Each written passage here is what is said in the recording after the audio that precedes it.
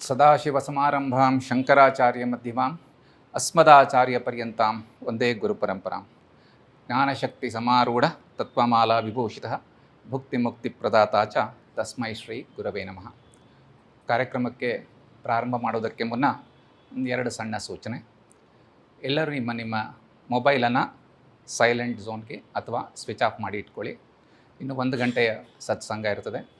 ಕಾರ್ಯಕ್ರಮದಲ್ಲಿ ನಿಮಗೇನಾದರೂ ಪ್ರಶ್ನೆಗಳಿದ್ದರೆ, ಅನುಮಾನಗಳಿದ್ದರೆ ಗುರುಗಳ ಉಪನ್ಯಾಸ ಮುಗಿದ ಮೇಲೆ ನಿಮ್ಮ ಪ್ರಶ್ನೆಗಳನ್ನು ಕೇಳ್ಬೋದು. ಆವಾಗ ಅವಕಾಶ ಇರ್ತದೆ. ಶ್ರೀ ಗುರುಭ್ಯೋ ನಮಃ. ರಾಮತೀರ್ಥ ಸೇವಾ ಫೌಂಡೇಶನ್ ಮತ್ತು ನಿರಾಮಯ ಯೋಗ ಕುಟೀರಂ ಕಳೆದ 15 ವರ್ಷಗಳಿಂದ ಭಾರತೀಯ ಸಂಸ್ಕೃತಿಯ ಸನಾತನ ಧರ್ಮವನ್ನು ಸಾಂಸ್ಕೃತಿಕ, ಸಾಮಾಜಿಕ ಮತ್ತು ಆಧ್ಯಾತ್ಮಿಕ ನೆಲೆಗಳಲ್ಲಿ ಜನಗಳನ್ನು ತಲುಪಿಸೋದಕ್ಕೆ ಪ್ರಯತ್ನ ಮಾಡ್ತಾಯಿದೆ. ನಿರಾಮಯ ಯೋಗ ಕುಟೀರಂನ ಧ್ಯೇಯ ವಾಕ್ಯ ಸರ್ವೇ ಸಂತು ನಿರಾಮಯ ಅಂತ.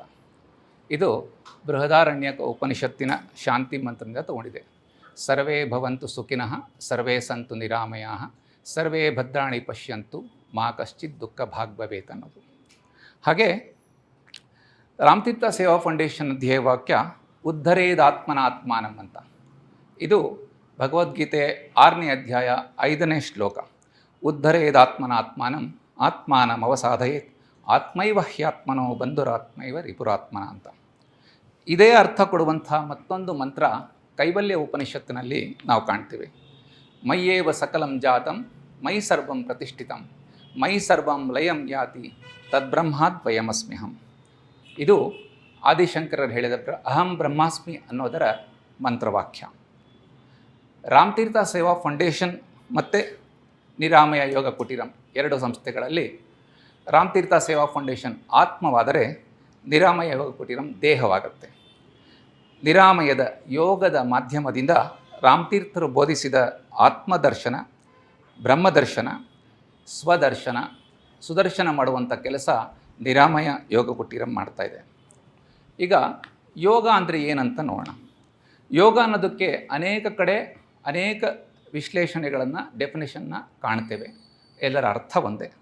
ಪತಂಜಲಿಗಳು ಹೇಳ್ತಾರೆ, ಯೋಗ ಚಿತ್ತವೃತ್ತಿ ನಿರೋಧ ಅಂದರೆ ಕಂಟ್ರೋಲ್ ಯುವರ್ ಮೈಂಡ್, ನಿಮ್ಮ ವಿಚಾರ, ಭಾವನೆ, ಸಂವೇದನೆಗಳ ನಿಯಂತ್ರಣ ಅಂತ ಹೇಳ್ತಾರೆ.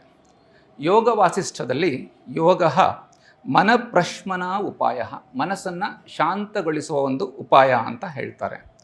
ಭಗವದ್ಗೀತೆಯಲ್ಲಿ ಯೋಗ ಅನ್ನೋ ಶಬ್ದ ಅನೇಕ ಕಡೆ ನೋಡ್ತೀವಿ, ಅನೇಕ ಸಂದರ್ಭಗಳಲ್ಲಿ ನೋಡ್ತೀವಿ. ಪ್ರತಿಯೊಂದು ಅಧ್ಯಾಯವನ್ನು ಯೋಗ ಅಂತಲೇ ಕರಿತೀವಿ. ಕಡೆಗೆ ಅರ್ಜುನ ದುಃಖ ಪಡೋದನ್ನು, ಸಂಕಟ ಪಡೋದನ್ನು ಕೂಡ ಅರ್ಜುನ ವಿಷಾದ ಯೋಗ ಅಂತ ಹೇಳ್ತೀವಿ. ಕೊನೆಯಲ್ಲಿ ನಮಗೆ ಉಪಸಂಹಾರ ಮಾಡುವಂಥ ಅಧ್ಯಾಯ ಕೂಡ ಮೋಕ್ಷ ಸನ್ಯಾಸ ಯೋಗ ಅಂತಲೇ ನೋಡ್ತೀವಿ.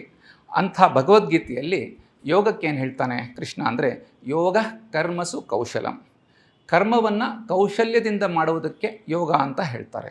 ಹಾಗೆ ಸಮತ್ವಂ ಯೋಗ ಉಚ್ಯತೆ, ಸಮಾಧಾನಕರವಾಗಿರುತ್ತಂಥದ್ದು, ಸಮತೋಲನವಾಗಿರುವಂಥದ್ದು, ಸಮತ್ವವಾಗಿರ್ತಕ್ಕಂಥದ್ದು ಯೋಗ ಅಂತ ಕೃಷ್ಣ ಹೇಳ್ತಾನೆ. ಇದು 2 ಉದಾಹರಣೆ ಮಾತ್ರ ನಾನು ತಗೊಂಡಿದ್ದೇನೆ.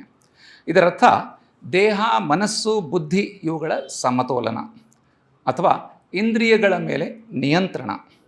ಮತ್ತು ಕರ್ಮಯೋಗದಲ್ಲಿ ಹೇಳಬೇಕಂದ್ರೆ right action and right attitude, seeing self in everybody, in every living being ಅನ್ನೋದು ಈ ಯೋಗದ ಅರ್ಥವಾಗುತ್ತೆ. ಈಗ ನಿರಾಮಯದಲ್ಲಿ ಈ 2 ಧ್ಯೇಯವಾಕ್ಯಗಳನ್ನು ಹೇಗೆ ಪಾಲಿಸ್ತಾ ಇದ್ದೇವೆ, ಹೇಗೆ ಯೋಗ ಜನಗಳಿಗೆ ಮುಟ್ತಾ ಇದೆ ಅನ್ನೋದನ್ನು ಕೆಲವು ಮಾತುಗಳಲ್ಲಿ ನೋಡೋಣಂತೆ. ಯೋಗ ತರಗತಿಗಳು ನಡೀತಾ ಇದೆ.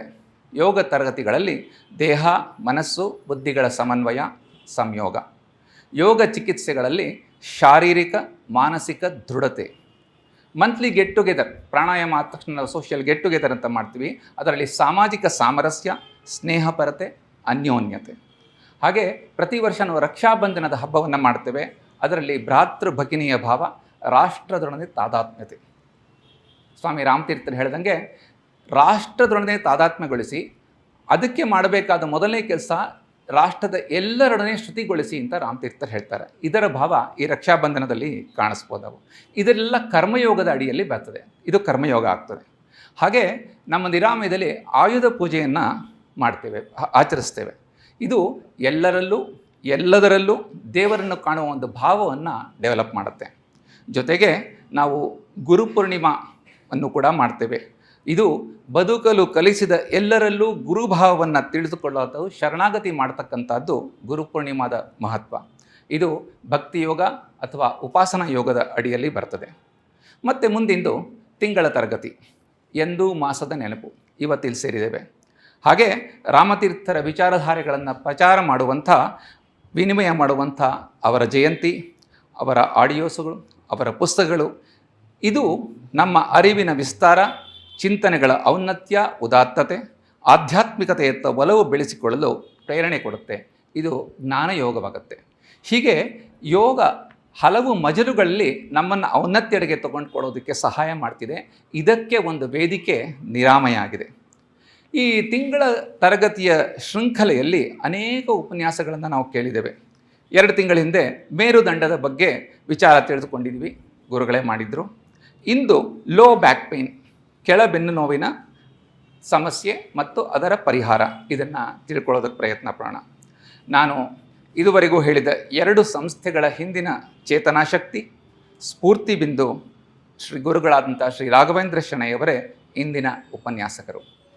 ಇವರ 35 ವರ್ಷಗಳ ಪರಿಶ್ರಮ, ತಪಸ್ಸಿನಲ್ಲಿ ಲಕ್ಷಾಂತರ ಜನರಿಗೆ ಯೋಗದ ಪರಿಚಯ ಮಾಡಿಸ್ಕೊಟ್ಟಿದ್ದಾರೆ, ಯೋಗದ ವಿದ್ಯೆಯನ್ನು ದಾನ ಮಾಡಿದ್ದಾರೆ, ಸಾವಿರಾರು ಜನರಿಗೆ ಯೋಗದ ಚಿಕಿತ್ಸೆಯನ್ನು ನೋಡಿ ಅವರ ಸಮಸ್ಯೆಯನ್ನು ಪರಿಹಾರ ಮಾಡಿದ್ದಾರೆ, ಅವರಿಗೆ ಏನೇನು ಪರಿಹಾರಗಳು ಬೇಕೋ ಅದನ್ನು ಕೊಟ್ಟಿದ್ದಾರೆ. ನೂರಾರು ಯೋಗ ಶಿಕ್ಷಕರನ್ನು ಸಮಾಜಕ್ಕೆ ನೀಡಿದ್ದಾರೆ. ಹಾಗೆ ಇಂಥ ನಿರಾಮಯದ ವಿಜಯದುಂದುಬಿಯೇ ಇವರ ಪರಿಚಯ. ಇವತ್ತು ನನ್ನ ಪರಿಚಯ ಕೊಡೋದು ಬಹಳ ಸುಲಭ. ಈ ನಿರಾಮಯ ರಾಮತೀರ್ಥ ಪರಿಚಯ ಗುರುಗಳ ಪರಿಚಯನೂ ಆಗ್ತದೆ. ಇವರನ್ನು ಅರಸಿ ಬಂದ ದಸರಾ ಸಿರಿ, ರಾಜ್ಯೋತ್ಸವ ಪ್ರಶಸ್ತಿ ಸೇರಿದಂತೆ ಅಸಂಖ್ಯಾತ ಮನ್ನಣೆ ಸನ್ಮಾನಗಳಿಗೆ ಇವರ ಪರಿಚಯ, ಇವರ ಪ್ರಭಾವಳಿ. ಬನ್ನಿ, ನಮಗೆ ರಾಮತೀರ್ಥರನ್ನು ಪರಿಚಯಿಸಿದ, ನಮ್ಮನ್ನು ನಮಗೇ ಪರಿಚಯಿಸಿದ, ತರುಣ ತರುಣಿಯರಲ್ಲಿ ಉತ್ತಮ ಮೌಲ್ಯ ತುಂಬಿ, ವಯೋವೃದ್ಧರಲ್ಲಿ ತಾರುಣ್ಯವನ್ನು, ಹುಮ್ಮಸ್ಸನ್ನು ತುಂಬಿ, ಬದುಕಿನ ಸಂಜೆಯನ್ನು ಸುಂದರವಾಗಿಸಿದ ನಮ್ಮ ಪ್ರೀತಿಯ ಗುರುಗಳಾದ ಶ್ರೀ ರಾಘವೇಂದ್ರ ಶೆಣೈಯವರ ಮಾತುಗಳನ್ನು ಕೇಳೋಣ, ಕೇಳಿ ಅದರಂತೆ ನಡೆದುಕೊಳ್ಳೋಣ, ಜೀವನವನ್ನು ಹಸನಾಗಿಡಿಸಿಕೊಳ್ಳೋಣ. ಹರಿ ಓಂ. ಈಗ ಗುರುಗಳಲ್ಲಿ ಅವರ ಉಪನ್ಯಾಸವನ್ನು ಪ್ರಾರಂಭ ಮಾಡಬೇಕಂತ ಕೇಳ್ಕೊತೀನಿ. ಓಂ ಶ್ರೀ ಗುರುಭ್ಯೋ ನಮಃ.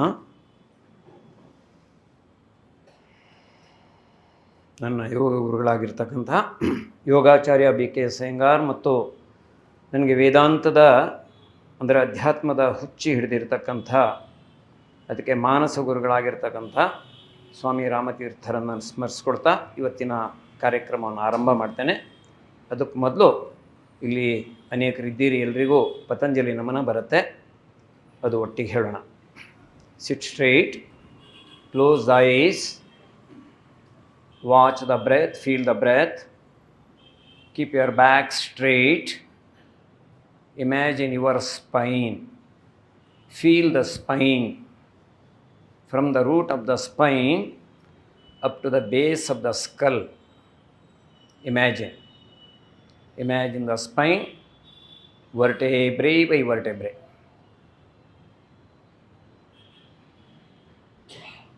And watch the breath, feel the breath, experience the breath.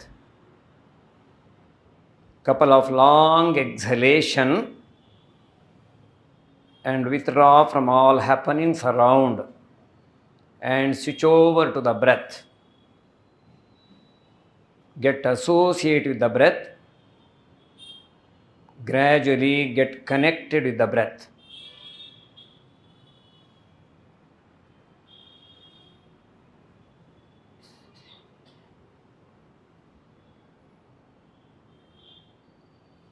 ಮೂರು ಬಾರಿ ಓಂಕಾರ ನಿಧಾನ ದೀರ್ಘವಾಗಿ ಉಸಿರುತಗೊಳ್ಳಿ.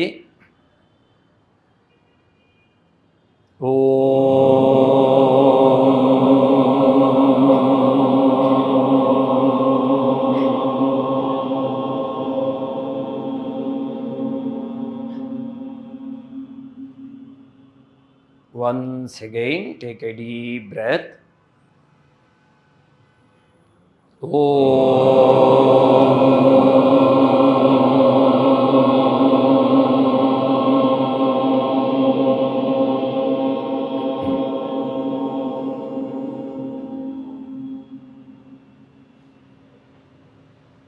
Once again, take a deep breath.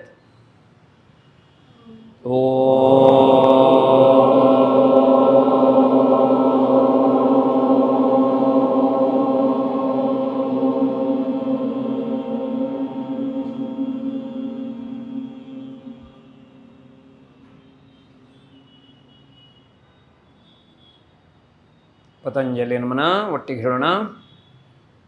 ಯೋಗೇನ ಚಿತ್ತಸ್ಯ ಪದೇನ ವಾಚಾ ಮನಂ ಶರೀರಸ್ಯ ಚ ವೈದ್ಯಕೇನ ಯೋಪಾಕರೋತಂ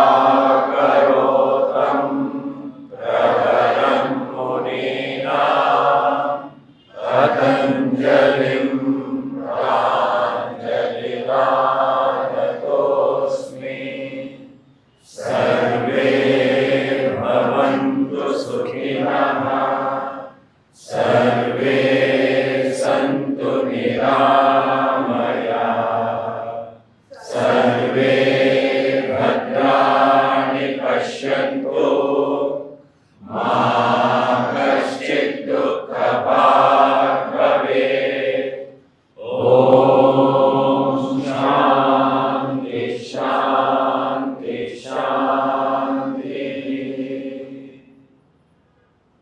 Join the palms, bow the head, let us surrender completely within.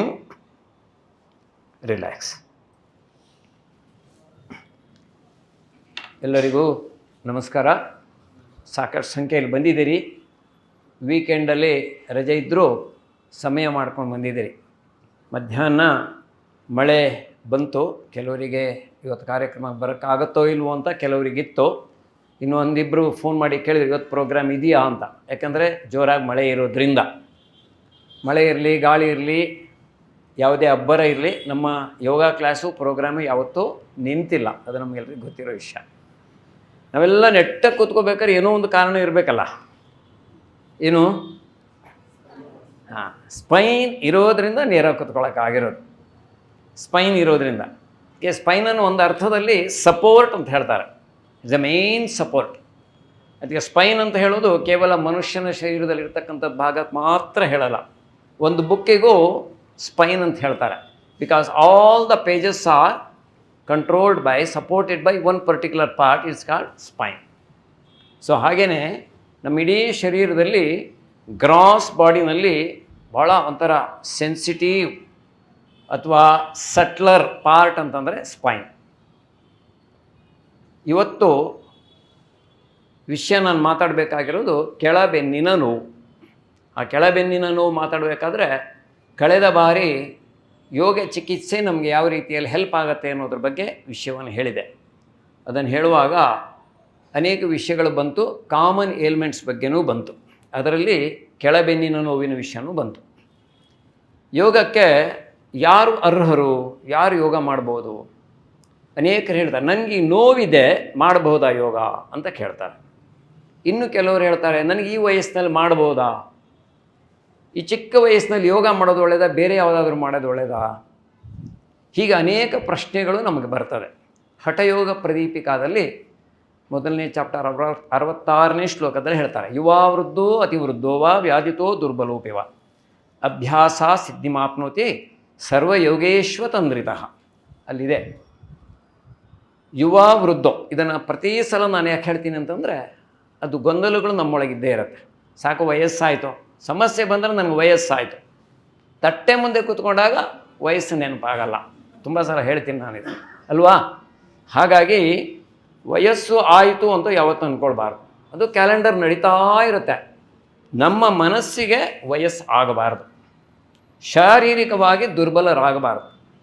ಹಾಗಾಗಿ ಯೋಗ ಯಾರು ಮಾಡ್ಬೋದು ಅಂತಂದರೆ ಯುವಾ ವೃದ್ಧೋ ಅತಿವೃದ್ಧೋವ, ಯುವಕರು, ವೃದ್ಧರು, ಅತೀ ವೃದ್ಧರು. ಆಮೇಲೆ ವ್ಯಾಧಿತೋ ದುರ್ಬಲೋಪಿವ, ವ್ಯಾಧಿಗ್ರಸ್ತರು, ಅದರಿಂದ ದುರ್ಬಲರಾಗಿರುವಂಥದ್ದು ಎಲ್ಲರೂ. ಅಭ್ಯಾಸ ಸಿದ್ಧಿಮಾಪ್ನೋತಿ ಸರ್ವಯೋಗೇಶ್ವತಂದ್ರಿತ, ಎಲ್ಲರೂ ಯೋಗಾಭ್ಯಾಸ ಮಾಡ್ಬೋದು. ಮಾಡುವ ಕ್ರಮ ಬೇರೆ. ನಾವು ಎಲ್ಲರೂ ಊಟ ಮಾಡ್ತೇವೆ ಒಂದೇ ಮನೆಯಲ್ಲಿ. ಒಂದು ಕಾಲದಲ್ಲಿತ್ತು, ಚಿಕ್ಕ ಮಕ್ಕಳಿಂದ ಮುತ್ತಾತನವರೆಗೆ ಒಟ್ಟಿಗೆ ಕೂತ್ಕೊಂಡು ಒಂದೇ ಲೈನಲ್ಲಿ ಊಟ ಮಾಡ್ತಾಯಿದ್ವಿ. ಆದರೆ ಮಾಡುವ ಕ್ವಾಂಟಿಟಿ ಬೇರೆ, ಕೆಲವರು ಅದು ಬೇಡ, ಕೆಲವರು ಇದು ಬೇಕು ಅಂತ ಹೇಳ್ತಾ ಇದ್ರು. ಯಾಕಂದರೆ ಆ ಸೆಲೆಕ್ಷನ್ ಇರುತ್ತೆ, ಅವರವ್ರಿಗೆ ಗೊತ್ತು ಏನು ಬೇಕು ಏನು ಬೇಡ ಅಂತ. ಊಟದ ಮುಂದೆ ಅಂದರೆ ತಟ್ಟೆ ಮುಂದೆ ಕೂತಾಗ ಹಾಗೆಯೇ ಯೋಗಾಭ್ಯಾಸದಲ್ಲೂ ಕೂಡ ಯಾರು ಏನು ಮಾಡಬೇಕು, ಹೇಗೆ ಮಾಡಬೇಕು, ಎಷ್ಟು ಮಾಡಬೇಕು, ಇದು ಆ ಶ್ಲೋಕದ ಅರ್ಥ. ಅಂದರೆ ಇವತ್ತು ನಮ್ಮ ಮನಸ್ಸನ್ನು ಒಂದು ಕ್ಲಿಯರ್ ಆಗಿಬಿಡ್ಬೇಕು. ಏನು, ಎಲ್ಲರೂ ಯೋಗ ಮಾಡ್ಬೋದು. ಅಕಸ್ಮಾತ್ ಯಾರೋ ಬೆಡ್ ರಿಡನ್ ಇದ್ದಾರೆ, ಅವ್ರು ಏನು ಮಾಡ್ಬೋದಾ? ಮಾಡ್ಬೋದು. ಅವರು ಮಾಡಬೇಕಾದ್ರೆ ನಾವು ಮಾಡಿಸ್ಬೇಕು. ಬೆಡ್ ರಿಡನ್ ಆದವರಿಗೆ ಏನಾಗಿರ್ತಾ ಇರುತ್ತೆ, ನಮಗೆ ಒಂದೊಂದು ಸಲ 2 ದಿವಸ 3 ದಿವಸ ಮಲ್ಕೊಂಡಿರ್ಬೇಕಾದ ಸ್ಥಿತಿ ಬಂದಿರ್ಬೋದು ಯಾವುದ್ಯಾವುದೋ ಸಂದರ್ಭದಲ್ಲಿ. ಅವಾಗ ಮನಸ್ಸಿಗೆಲ್ಲ ಎಷ್ಟು ಗೊಂದಲಗಳು ಬರ್ತಾ ಇರುತ್ತೆ, ಎಷ್ಟು ವಿಷಯಗಳು ಬರ್ತಾ ಇರುತ್ತೆ, ಮಾನಸಿಕವಾಗಿ ನಾವು ಎಷ್ಟು ಅಸ್ವಸ್ಥರಾಗಿರ್ತೇವೆ. ಸರಿ ಅಲ್ವಾ? ಯಾಕಂದರೆ ಹೇಳೋಕ್ಕಾಗಲ್ಲ, ನನಗೇನೋ ಒಂದು ಫ್ರ್ಯಾಕ್ಚರ್ ಆಗಿದೆ, ಮಲ್ಕೊಂಡಿದ್ದೀನಿ. ತುಂಬ ನಾನು ಕಳೆದ ಬಾರಿ ವಿಷಯವನ್ನು ತೊಗೊಂಡಾಗ ಹೇಳಿದ್ದೆ, ನೆನಪಿರ್ಬೇಕು ನಮಗೆ. 2 ರೀತಿಯಲ್ಲಿ ನಮಗೆ ನಾವು ಒಂದು ಸಮಸ್ಯೆಯನ್ನು ಕಂಡು ಹಿಡಿತೇವೆ. ಒಂದು, ಮಾನಸಿಕವಾಗಿ ದುರ್ಬಲರಾದಾಗ ಶಾರೀರಿಕವಾಗಿ ದೋಷಗಳು ಬರುತ್ತೆ. ಹಾಗೆ ಶಾರೀರಿಕ ದೋಷ ಬಂದಾಗ ಮಾನಸಿಕವಾಗಿ ದುರ್ಬಲರಾಗ್ತವೆ. ಆ ರೀತಿಯಲ್ಲಿ ಆಗುವಂಥ ಸ್ಥಿತಿ ಮನೆಯಲ್ಲಿ ಏನಾದರೂ ಹುಷಾರಿಲ್ಲದೆ ಮಲ್ಕೊಂಡಾಗ ಈ ಸಮಸ್ಯೆ ಬಂದವ್ರಿಗೆ ಏನು ಮಾಡಬೇಕು? ಇಲ್ಲಿ ನಾವು ಅನೇಕ ಬಾರಿ ಪ್ರಾಯಶಃ ಕಳೆದ ಕೆಲವು ವಾರಗಳ ಹಿಂದೆ ನಮ್ಮ ಯೋಗ ಸೆಂಟರ್ನಲ್ಲಿ ತೊಗೊಂಡಿದ್ದೀವಿ. ಏನು, ಬೆನ್ನಿಗೆ ದಿಂಬು ಕೊಟ್ಟು ಮಲಗಿಸ್ತೀವಿ. ಚೆನ್ನಾಗಿದ್ದವ್ರಿಗೆ ದಪ್ಪ ದಿಂಬು ಕೊಡ್ತೀವಿ, ಸ್ವಲ್ಪ ತೆಳ್ಳಗಿದ್ದವ್ರಿಗೆ ಸ್ವಲ್ಪ ಸಣ್ಣ ದಿಂಬು ಕೊಡ್ತೀವಿ ಅಥವಾ ಬ್ಲ್ಯಾಂಕೆಟ್ ಕೊಡ್ತೇವೆ. ಯಾರು ಬೆಡ್ ರಿಡನ್ ಇದ್ದಾರೆ ಅವರಿಗೊಂದು ಬ್ಲ್ಯಾಂಕೆಟು ಬಟಕ್ ಕೆಳಗಡೆ ಕೊಟ್ಟು, ಬೆನ್ನಿ ಕೊಟ್ಟು, ತಲೆಗೂ ಒಂದು ಹೈಟ್ ಕೊಟ್ಟು, ಒಂದು ಬೆಲ್ಟ್ 1, 2, 3, ಒಂದು ಅರ್ಧ ಡಜನ್ ಬೆಲ್ಟ್ ಇಟ್ಕೊಳ್ಳಿ ಮನೆಯಲ್ಲಿ, ಏನೂ ತೊಂದರೆ ಇಲ್ಲ. ಏನೇನೋ ಇಟ್ಕೊಂಡಿರ್ತೀವಿ, ಬೆಲ್ಟ್ ಇಟ್ಕೋಬೋದು. ಬೆಲ್ಟ್ ಹಾಕಿ ಅವರಿಗೆ ಮಲಗಿಸ್ತು ಅಂದರೆ ಅವರಿಗೆ ಗೊತ್ತಿಲ್ಲದೆ ಉಸಿರಾಟ ಕ್ರಿಯೆ ದೀರ್ಘವಾಗುತ್ತೆ. ಉಸಿರಾಟ ಕ್ರಿಯೆ ದೀರ್ಘವಾಗಿಬಿಟ್ರೆ ಅವರಲ್ಲಿರ್ತಕ್ಕಂಥ ಡಲ್ನೆಸ್ ಹೊಟ್ಟೋಗ್ಬಿಡುತ್ತೆ. They become energised. ಮಲ್ಕೊಂಡೇ ಇರೋರಿಗೆ ಸ್ವಲ್ಪ ನಾನು ತಿರುಗೋಣ ಅಂತ ಅನ್ಸಕ್ಕೆ ಶುರು ಆಗುತ್ತೆ. And they feel let me get up and sit. ಅಲ್ಲಿ ಕೂತ್ಕೊಂಡ್ಮೇಲೆ ಸಪೋರ್ಟ್ ದೆಮ್ ಟು ಟ್ವಿಸ್ಟ್, ಅಥವಾ ಮಲಗಿದ ಕಡೆನೇ ಟ್ವಿಸ್ಟಿಂಗ್ ಮಾಡಿಸಿ, ಕಾಲು ಮಡಚಿಬಿಟ್ಟು say let us support. Anyway they are bedridden, we will support. How to take care, this is what yoga ಥೆರಪಿಯಲ್ಲಿ 2 ಪ್ರಿನ್ಸಿಪಲ್ನಲ್ಲೇ ಯೋಗ ಥೆರಪಿ ಮಾಡೋದು. ಅದು ಕೊನೆಯಲ್ಲಿ ನಾನು ಅದನ್ನು ಉಲ್ಲೇಖ ಮಾಡೋಕ್ಕೆ ಪ್ರಯತ್ನ ಮಾಡ್ತೇನೆ. ಸೊ ಈ ರೀತಿಯಲ್ಲಿ ಎಲ್ಲರೂ ಯೋಗ ಮಾಡಬಹುದು ಅಂತ ಹೇಳೋದಕ್ಕೋಸ್ಕರ ಇದನ್ನು ಹೇಳಿದೆ ನಾನು ನಿಮಗೆ. ಸೊ ಈ ವಿಷಯವನ್ನು ನಮ್ಮ ಮನಸ್ಸಿನಿಂದ ತೆಗೆದು ಹಾಕಬೇಕೇನು, ಯಾರು ಮಾಡ್ಬೋದು, ಮಾಡಿಲ್ಲ, ಮಾಡೋಕ್ಕಾಗತ್ತೆ, ಇಲ್ಲ, ವಯಸ್ಸಾಯಿತು, ಮಾಡೋಕ್ಕಾಗುತ್ತೋ ಇಲ್ವೋ, ಎಲ್ಲರೂ ಯೋಗ ಮಾಡ್ಬೋದು. ಇದು ನಮ್ಗೆ ನೆನ್ಪಿಟ್ಕೋಬೇಕು. ಇವತ್ತಿನ ಸಬ್ಜೆಕ್ಟು ಕೆಳಬೆನ್ನಿನ ನೋವು. ಬೆನ್ನು ತುಂಬ ಉದ್ದ ಇದೆ ಅಲ್ಲ, ಸುಮಾರು 32 ವರ್ಟೆಬ್ರೆ ಇದೆ. ಇಲ್ಲಿಂದ ಅಲ್ಲಿವರೆಗೆ ಸುಮಾರು ಅಬೌಟ್ 40 ಇಂಚಸ್ ಅದರೊಳಗೆ ಸ್ಪೈನಲ್ ಕಾರ್ಡ್ ಹೋಗುತ್ತೆ. ಆದರೆ ಆ ವೈ ಅನ್ನೋದರಲ್ಲಿ ನೋಡಿ, ಆ 3 ಸ್ವಲ್ಪ ಮೇಲೆ ಕೆಳಗೆ ಹಾಕಿದ್ದು ಅದು ಸ್ವಲ್ಪ ಸೆಲೆಕ್ಟ್ ಮಾಡಿದ್ದು. ಯಾಕೆ ಅಂತಂದರೆ ನಮ್ಮ ವರ್ಟೆಬ್ರೆಗಳು ಸ್ವಲ್ಪ ಹಾಗೆ ಆಗ್ತದೆ ಬೆನ್ನಿನ ಪ್ರಾಬ್ಲಮ್ ಇದ್ದಾಗ, ಗೊತ್ತಾಯ್ತಲ್ಲ. ಸೊ ಪರ್ಪಸ್ಲಿ ಅದು ಮಾಡಿದ್ದು. ವೈ ಯಾಕೆ ಬೆನ್ನು ಬರ್ತದೆ ಅದನ್ನು ನಾವು ತಿಳ್ಕೊಳ್ಬೇಕು. ಬೆನ್ನೋವಿಗೆ ಕಾರಣಗಳು ಹಲವು. ನಮ್ಮ ಪಾಶ್ಚರ್, ಕೂತ್ಕೊಂಡಿರೋದು. ಅನೇಕ ಬಾರಿ ಕೆಲವು ಸಮಸ್ಯೆಗಳಿಗೆ ನಮ್ಮ ಪಾಶ್ಚರೇ ಭಾಳ ಮೇಜರ್ ಕಾಂಟ್ರಿಬ್ಯೂಷನ್ ಇರುತ್ತೆ. ನಿಂತ್ಕೊಳ್ಳುವಂಥದ್ದು, ನಿಲುವು, ನಮ್ಮ ಪ್ರೊಫೆಷನ್, ಇದೆಲ್ಲ ಅನೇಕದಿದೆ. ಆದರೆ ಯಾವುದನ್ನೂ ಬಿಡೋದಲ್ಲ. ನನಗೆ ಪ್ರೊಫೆಷನ್ನಿಂದ ಪ್ರಾಬ್ಲಮ್ ಬಂದಿದೆ, ಕತ್ ನೋವು ಬಂದಿದೆ, ಬ್ಯಾಕ್ ಪೇಯ್ನ್ ಬಂದಿದೆ, ಬೇಡ ಸಾಕು, enough, let me resign from the job. What next? ನೀವು ಇನ್ನೂ ಸ್ವಲ್ಪ ಕಷ್ಟದಲ್ಲಿ ಇರೋಕ್ಕೆ ಶುರು ಆಗ್ತೀರಿ. ಅದರ ಬದಲಿಗೆ we should add something to in our life style. That is what yoga says. ಹಾಗಾಗಿ ವೈ ಅಂದರೆ it is a very common disorder. ಯಾವುದು? Low back pain. 10 ಜನರಲ್ಲಿ 8 ರಿಂದ 9 ಜನರಿಗೆ ಅವರ ಜೀವಿತಾವಧಿಯಲ್ಲಿ ಒಂದು ಸಲ ಆದರೂ ಬ್ಯಾಕ್ ಪ್ರಾಬ್ಲಮ್ ಬಂದಿರುತ್ತೆ. ಆದರೆ ಬಂದಾಗ ನಾವು ಅಟೆಂಡ್ ಮಾಡದೇ ಇರೋದರಿಂದ ಅದು ಕ್ರಾನಿಕ್ ಆಗುತ್ತೆ. ಅದಕ್ಕೆ ನಮ್ಮ ಯೋಗ ತರಗತಿಗಳು ಹೇಳ್ತಾ ಇದ್ದೀನಿ, this is different. If you don't attend to that this it will become disease. ಅರ್ಥ ಆಯ್ತಲ್ಲ? ನಮಗೆ ಈಗ ಕೈ ಎತ್ತಕ್ಕಾಗಲ್ಲ, ಹಾಗಾದ್ರೆ ಸ್ವಲ್ಪ ದಿವಸ ಬೇಡ ಆಮೇಲೆ ನೋಡೋಣ ಅಂದರೆ ಇನ್ನೂ ಎತ್ತಕ್ಕಾಗಲ್ಲ. ಆ ಕೈ ಎತ್ತಕ್ಕಾಗುವಂಥ ಸ್ಥಿತಿ ಬರಲ್ಲ ಅಂದಾಗಲೇ ಅಟೆಂಡ್ ಮಾಡಿಬಿಟ್ರೆ ಕೈ ಎತ್ತೋದು ಸುಲಭ ಆಗ್ತದೆ. ನಿಮ್ಗೆಲ್ರಿ ಅನೇಕರಿಗೆ ಇದೆಲ್ಲ ಅನುಭವ ಆಗಿರ್ಬೋದು. ಆಮೇಲೆ ನಮ್ಮ ಬ್ಯಾಕ್ ಪೇನ್ ಇಲ್ಲದೆ ಇರೋಕ್ಕಾಗಲ್ವೇ, ಬದುಕಲಿಕ್ಕಾಗಲ್ವೇ? ಆಗುತ್ತೆ. ಯಾವಾಗ ಆಗುತ್ತೆ ಅಂತಂದರೆ ಜೀವನದ ಒಂದು ಭಾಗವಾಗಿ ತಗೋಬೇಕು ಯೋಗಾಭ್ಯಾಸ. ಯೋಗಾಭ್ಯಾಸನೇ ಯಾಕೆ ಹೇಳ್ತೀನಿ, ಯೋಗಾಭ್ಯಾಸದಲ್ಲಿ ಎಲ್ಲ ರೀತಿಯ ಚಲನೆಗಳಿದೆ. ಶಾರೀರಿಕ, ಮಾನಸಿಕ, ವಿಚಾರವಾಗಿ ವೈಚಾರಿಕವಾಗಿಯೂ ನಾವು ಅದನ್ನು ತಿಳ್ಕೊಂಡು ಯೋಗಾಭ್ಯಾಸ ಮಾಡಿದ್ದಾದರೆ ಶಾರೀರಿಕ ಮಾನಸಿಕವಾಗಿ ಆರೋಗ್ಯವಾಗಿರ್ತವೆ. ಎಲ್ಲ ಚಲನವಲನಗಳು, ಜಾಯಿಂಟ್ಸ್ ಇರ್ಬೋದು, ಮಸಲ್ಸು, ಟೆಂಡನ್ಸು, ಲಿಗಮೆಂಟ್ಸು ಎಲ್ಲವೂ ನಾವು ಸರಿಯಾದ ಕ್ರಮದಲ್ಲಿ ಉಪಯೋಗಿಸಲಿಕ್ಕೆ ಶುರು ಮಾಡ್ತೇವೆ ಮತ್ತು ನಮ್ಮ ಪ್ಯಾರಾಮೀಟ್ರ್ ಬ್ಯಾಲೆನ್ಸ್ ಆಗ್ತಾ ಹೋಗುತ್ತೆ. ಇದಕ್ಕೆ ರೂಟ್ ಕಾಸ್ ಏನು ಅಂತ ಒಂದು ತಿಳ್ಕೊಂಬಿಡೋಣ ಇವಾಗ. ನೆಕ್ಸ್ಟ್ ನೋಡಿ, ಕೆಲವೊಮ್ಮೆ ಲೋ ಬ್ಯಾಕ್ ಪೈನ್ ಬರಲಿಕ್ಕೆ ಕಾರಣ ಇದೆಲ್ಲ ಅಂತ ನಾವು ಅಂದ್ಕೊಳ್ತೇವೆ. ಏನು, ನಾನು ಕೆಳಗೆ ಬಂದು ಎತ್ತೋದ್ರಿಂದ, ಇಲ್ಲ ನೀ ಯೋಗ ಮಾಡಿನೇ ನಿಂಗೆ ಆಗಿರೋದು ಹೇಳಿಬಿಡ್ತಾರೆ. ಇಲ್ಲ ನೀನು ಯಾವಾಗಲೂ ಹೀಗೇ ನಿಂತಿರ್ತಾನೆ. ನಿಂತಿರೋದನ್ನು ಸರಿ ಮಾಡ್ಕೊಳ್ಬೇಕು. ಬಟ್ ಅಗೈನ್ ಮತ್ತೆ ಪ್ರೊಫೆಷನಲ್ ಹಜಾರ್ಡ್, ಇದು ಒಂದೇ ಇದಕ್ಕೆ ಕಾರಣ ಅಲ್ಲ. ಇದು ನಾವು ನೆನ್ಪಿಟ್ಕೋಬೇಕು. ಕಾರಣಗಳು ಹಲವು. ಈ ಥರ ಕಾರಣಗಳು ಹುಡುಕ್ತಾ ಹೋದರೆ ಉದಾಹರಣೆ ಕೊಡಬೇಕಾದ್ರೆ ಬೇಕಾದಷ್ಟು ಇಲ್ಲಿ ಉದಾಹರಣೆಗಳು ಬರ್ತದೆ. ಹುಟ್ಟಿದಾಗಿಂದ ಮಗುವನ್ನು ಎತ್ಕೊಳ್ಳೇ ಇಲ್ಲ ಅಂತ ಹೇಳಿರ್ತಕ್ಕಂಥ ಹೆಣ್ಮಕ್ಳು ಬಂದಿದ್ದಾರೆ ಇಲ್ಲಿ. 2 ವರ್ಷ ಹೆಣ್ಮಕ್ಳನ್ನ ನನ್ನ ಮಗುನ ಎತ್ತಲೇ ಇಲ್ಲ ಅಂತ. ಯಾಕೆಂದರೆ ಬ್ಯಾಕ್ ಪೇನ್. ಡಾಕ್ಟ್ರ್ ಹೇಳಿದ ಭಾರ ಎತ್ತಬೇಡ ಅಂತ ಡಾಕ್ಟ್ರ್ ಹೇಳಿದರೆ ಇವ್ರ ಮಗುನೇ ಎತ್ಕೊಳ್ಳಿಲ್ಲ. ಅರ್ಥ ಆಯ್ತಲ್ಲ? ಅದು ಮಗು ಮತ್ತು ತಾಯಿಯ ಮಧ್ಯದಲ್ಲಿ ಸಂಬಂಧದಲ್ಲಿ ಒಂದಿರ್ತಕ್ಕಂಥ ಪ್ರಾರಬ್ಧ ನಾನು ಅಂದ್ಕೊಳ್ಳೋದು. ಗೊತ್ತಾಯ್ತಾ? ಅದಕ್ಕೆ ಎತ್ಸ್ಕೊಳ್ಳುವಂಥ ಸೌಭಾಗ್ಯ ಇಲ್ಲ, ಇದಕ್ಕೆ ಎತ್ಕೊಳ್ಳುವಂಥ ಸೌಭಾಗ್ಯ ಇಲ್ಲ. ಎನಿವೆ, ಸೊ ಇದನ್ನು ಯಾಕೆ ಹೇಳಿದೆ ಅಂತಂದರೆ ಇದೆಲ್ಲ ಕಾರಣಗಳು ಹುಡುಕ್ತಾ ಹೋದರೆ ಆಗಲ್ಲ. ಅದಕ್ಕೆ ಏನು ಮಾಡಬೇಕು ಅಂತ ತಿಳ್ಕೊಬೇಕು. ಸೊ ನಮ್ಮ ಬ್ಯಾಕ್ ಪೇನಿಗೆ, ಲೋವರ್ ಬ್ಯಾಕಿಗೆ ಮೇಯ್ನ್ ಏನನ್ನು ನಾವು ತಿಳ್ಕೊಳ್ಬೇಕಂದ್ರೆ ಸ್ಪೈನ್ ಬಗ್ಗೆ ಸ್ವಲ್ಪ ತಿಳ್ಕೊಬೇಕು. ಸೊ ಬೇಸಿಕ್ ಅದ್ರ ಬಗ್ಗೆ ತಿಳ್ಕೊಬೇಕು. ಅದರಲ್ಲಿ ನೋಡಿ, ಒಂದು ಎದುರುಗಡೆಯಿಂದ, ಇನ್ನೊಂದು ಹಿಂಭಾಗದಿಂದ ಸ್ಪೈನ್, ಇನ್ನೊಂದು ಸೈಡಿಂದ. ಸೀದಾ ಮಧ್ಯದಲ್ಲಿದೆ ನೋಡಿ, ಇಲ್ಲೊಂದಿದೆ ನೋಡಿ ಸ್ಪೈನ್. ಅಲ್ಲಿಂದ ಭಾಳ ದೂರ ಇದು ಒಂದು ಸ್ಪೆಸಿಮನ್ ಇಟ್ಟಿದೆ ನೋಡಿ. Such a beautiful curvature. ದೈವದತ್ತವಾಗಿ ಬಂದುಬಿಟ್ಟಿರುತ್ತೆ ಅದು. ಆದರೆ ನಾವೇನು ಮಾಡ್ತೇವೆ, ಅದಕ್ಕೆ ನಮ್ಮದೆಲ್ಲ ಫೆಸಿಲಿಟೀಸ್ ಎಲ್ಲ ಏನೇನು ಬೇಕಾದೆಲ್ಲ ಇಟ್ಕೊಂಡು ಇದೆಲ್ಲ ನೆಟ್ಟಗೆ ಮಾಡ್ಕೊಂಡ್ಬಿಡ್ತೀವಿ. ಈ ಸ್ಪೈನ್ ಆ ಕರ್ವೇಚರು ಇದ್ದರೆ ತಪ್ಪು ಅನ್ನುವಂಥ ತಪ್ಪು ಕಲ್ಪನೆ ಇದೆ ಕೆಲವರಿಗೆ. ಸ್ಪೈನ್ ಇದೆ ನೋಡಿ, ಆ ಕರ್ವೇಚರು ಹುಟ್ಟುವಾಗಿರೋದಿಲ್ಲ. ಅದು ಕರ್ವೇಚರು ಒಂದು 8-10 ವರ್ಷ ಆಗುವಾಗ ಪೂರ್ಣ ಕರ್ವೇಚರ್ ಬರೋದು. ಹುಟ್ಟುವಾಗ ಕರ್ವೇಚರ್ ಪೂರ್ತಿ ಇರೋದೇ ಇಲ್ಲ. ಮಗು ಹುಟ್ಟಿದಾಗ ಕತ್ತು ಮಾತ್ರ ಹೀಗೆ ಇರುತ್ತೆ, ಉಳಿದಿದ್ದೆಲ್ಲ ಹೀಗೆ ಇರುತ್ತೆ. ಆಮೇಲೆ ಕೆಲವು ತಿಂಗಳು, ವರ್ಷ ಆದಮೇಲೆ ಆಗ್ತಾ it will take its own shape. So ಇದು ಆದಮೇಲೆ ಮೇಂಟೈನ್ ಆಗಬೇಕು. ಅದಕ್ಕೆ ರೀಸನ್ ಇದೆ. ಕತ್ತು ತಿರುಗಿಸ್ಬೇಕು, ನಾವು ಪೂರ್ತಿ ಸೊಂಟ ತಿರುಗಿಸ್ಬೇಕು ಅಂದರೆ ಕರ್ವೇಚರ್ ಇರಬೇಕು. ಮತ್ತು ಸೃಷ್ಟಿಯಲ್ಲಿ ಇದಿಷ್ಟು ಸ್ಟ್ರಾಂಗ್ ಇಟ್ಟಿದ್ದಾನೆ. ಇಲ್ಲಿ ಹೆಚ್ಚು ತಿರುಗಕ್ಕಾಗಲ್ಲ, ಇದು ತಿರುಗಿಸತ್ತಷ್ಟೇ. It is a support. ಇದೆಲ್ಲವೂ ನಮಗೆ ರಿಬ್ ಕೇಜ್ ಇದೆ, ಕನೆಕ್ಟ್ ಮಾಡಿದೆ. ಆ ಬ್ಯಾಕ್ ರಿಬ್ಬಿಂದನೇ ನಮ್ಮ ಎಲ್ಲ ವರ್ಟೆಬ್ರದಿಂದನೇ ಈ ರಿಬ್ಸ್ ಎಲ್ಲ ಕನೆಕ್ಟ್ ಆಗಿರುವಂಥದ್ದು.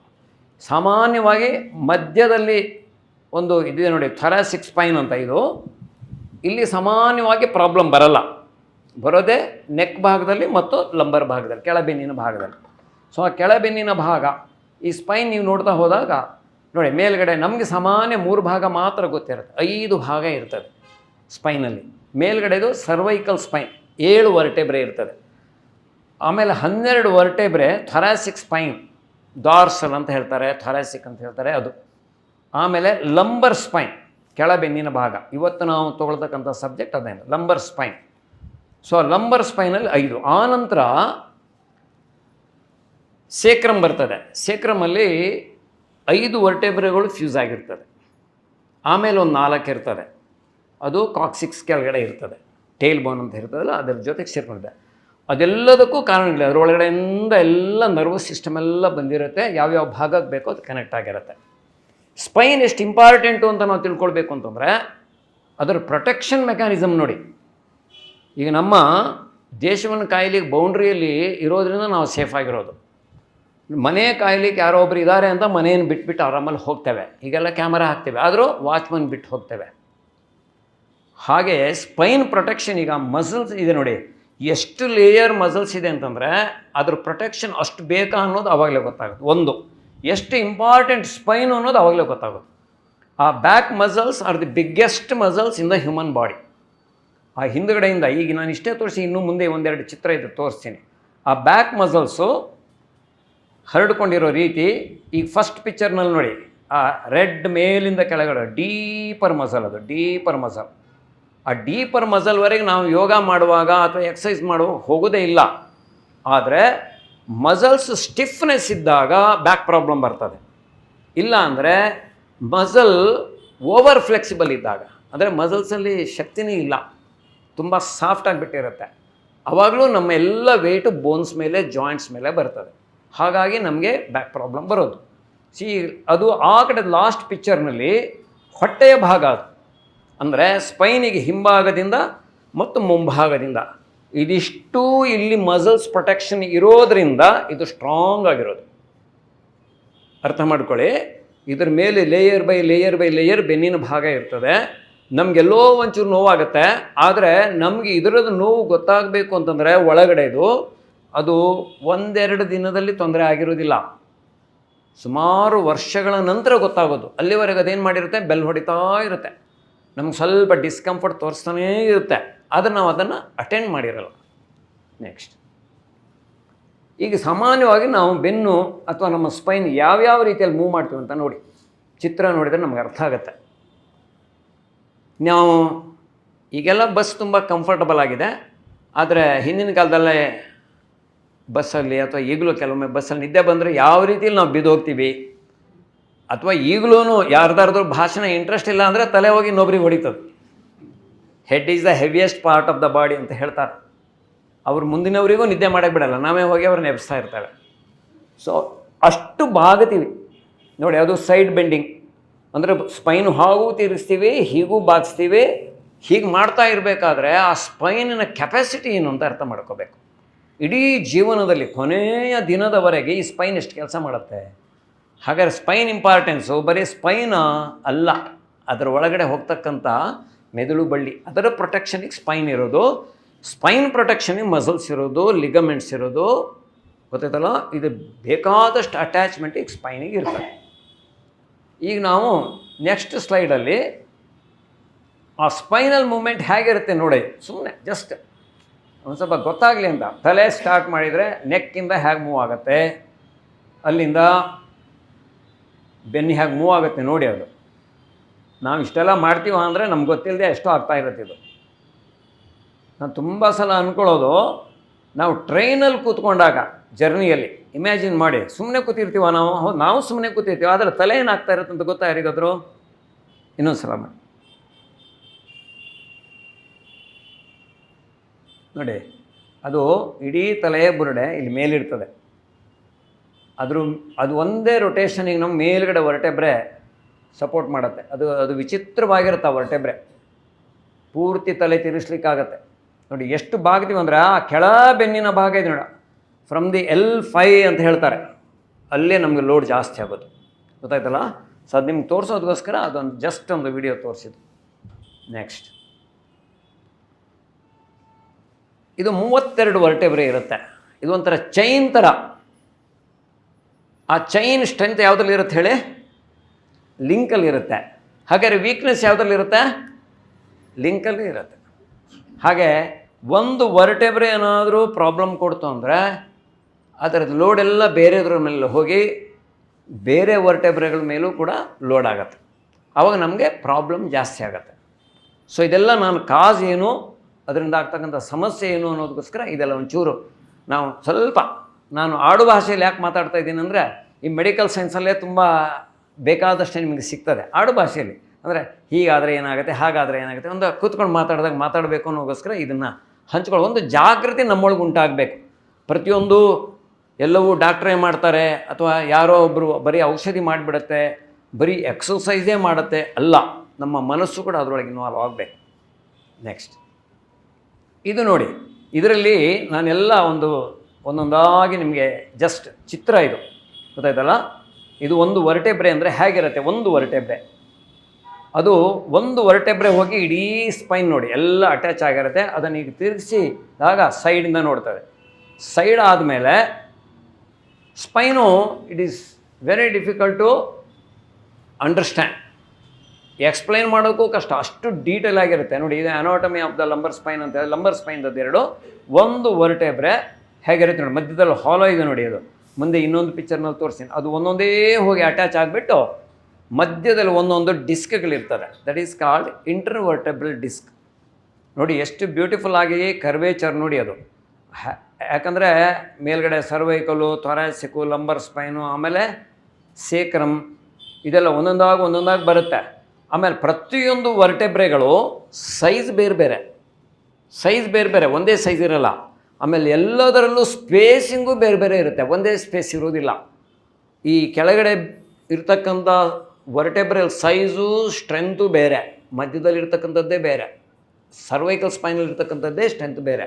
ಇದು ನೋಡಿ, ಈಗ ನಾವು ತೊಗೊಳ್ತಕ್ಕಂಥ ಸಬ್ಜೆಕ್ಟ್ ಇವತ್ತಿದು ಕೆಳಬೆನ್ನು L1 to L5. ಆಮೇಲೆ ನೋಡಿ ಸೇಕ್ರಮ್ ಅಂತಂದರೆ ಇಡೀ ಇದು ಸಾಲಿಡ್ ಆಗಿರುತ್ತೆ ಈ ಪಾರ್ಟು. ಆಮೇಲೆ 2 ಸೇಕ್ರಿಯಾಲಿಕ್ ಜಾಯಿಂಟ್ ಇರ್ತದೆ, ಅದಕ್ಕೆ ಈಲಿಯಾಕ್ ಮಸಲ್ಸ್ ಅಂತ ಹಿಂದ್ಗಡೆ ಅಟ್ಯಾಚ್ ಆಗಿರ್ತದೆ. ಅಲ್ಲಿ ಪ್ರಾಬ್ಲಮ್ ಅಂದರೆ ಇಲ್ಲಿ ಬರ್ತದೆ. ಆಮೇಲೆ ಕೆಳಗಡೆ ಟೇಲ್ ಬೋನ್ ಬರ್ತದೆ. ಇದು ಒಂದು ವರ್ಟೆಬ್ರೆ ನೋಡಿ, ವರ್ಟೆಬ್ರಲ್ ಬಾಡಿ ಹೇಗಿರ್ತದೆ ಅಂತ ನೋಡಿ.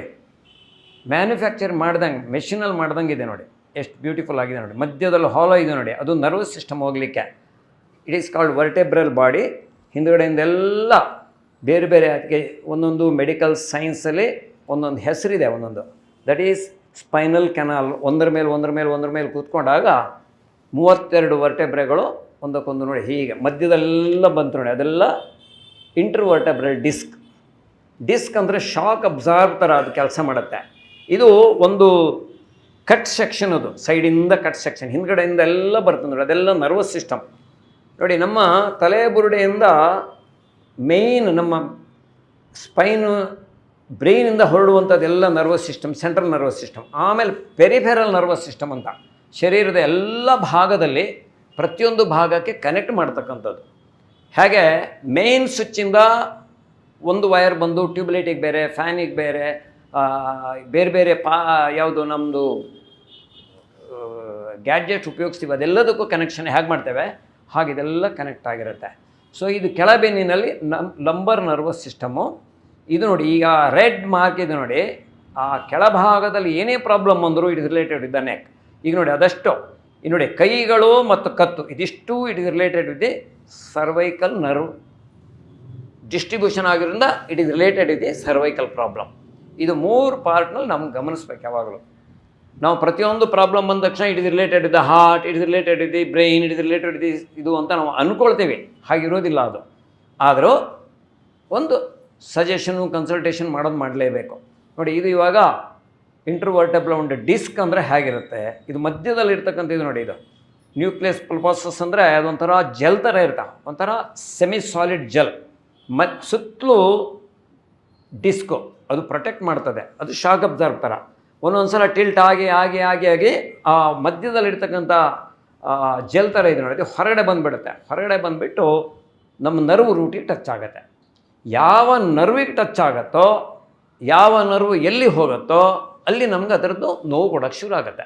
ಅದು ಟಿಂಗ್ಲಿಂಗ್ ಸೆನ್ಸೇಷನ್ ಇರ್ಬೋದು, ಸೆನ್ಸೇಷನೇ ಇಲ್ಲದೇ ಇರ್ಬೋದು, ಅದು ಆ ಕಾಫ್ ಮಸಲ್ಸಲ್ಲಿ ಪೇಯ್ನ್ ಇರ್ಬೋದು, ತೊಡೆ ಹಿಂಭಾಗದಲ್ಲಿ ನೋವು ಇರ್ಬೋದು, ತೊಡೆ ಮುಂಭಾಗದಲ್ಲಿ ನೋವು ಇರ್ಬೋದು, ಈ ರೀತಿ ಹಿಪ್ ರೀಜನಲ್ಲಿ ನೋವು ಇರ್ತದೆ, ಇದೆಲ್ಲ ಇರ್ತದೆ.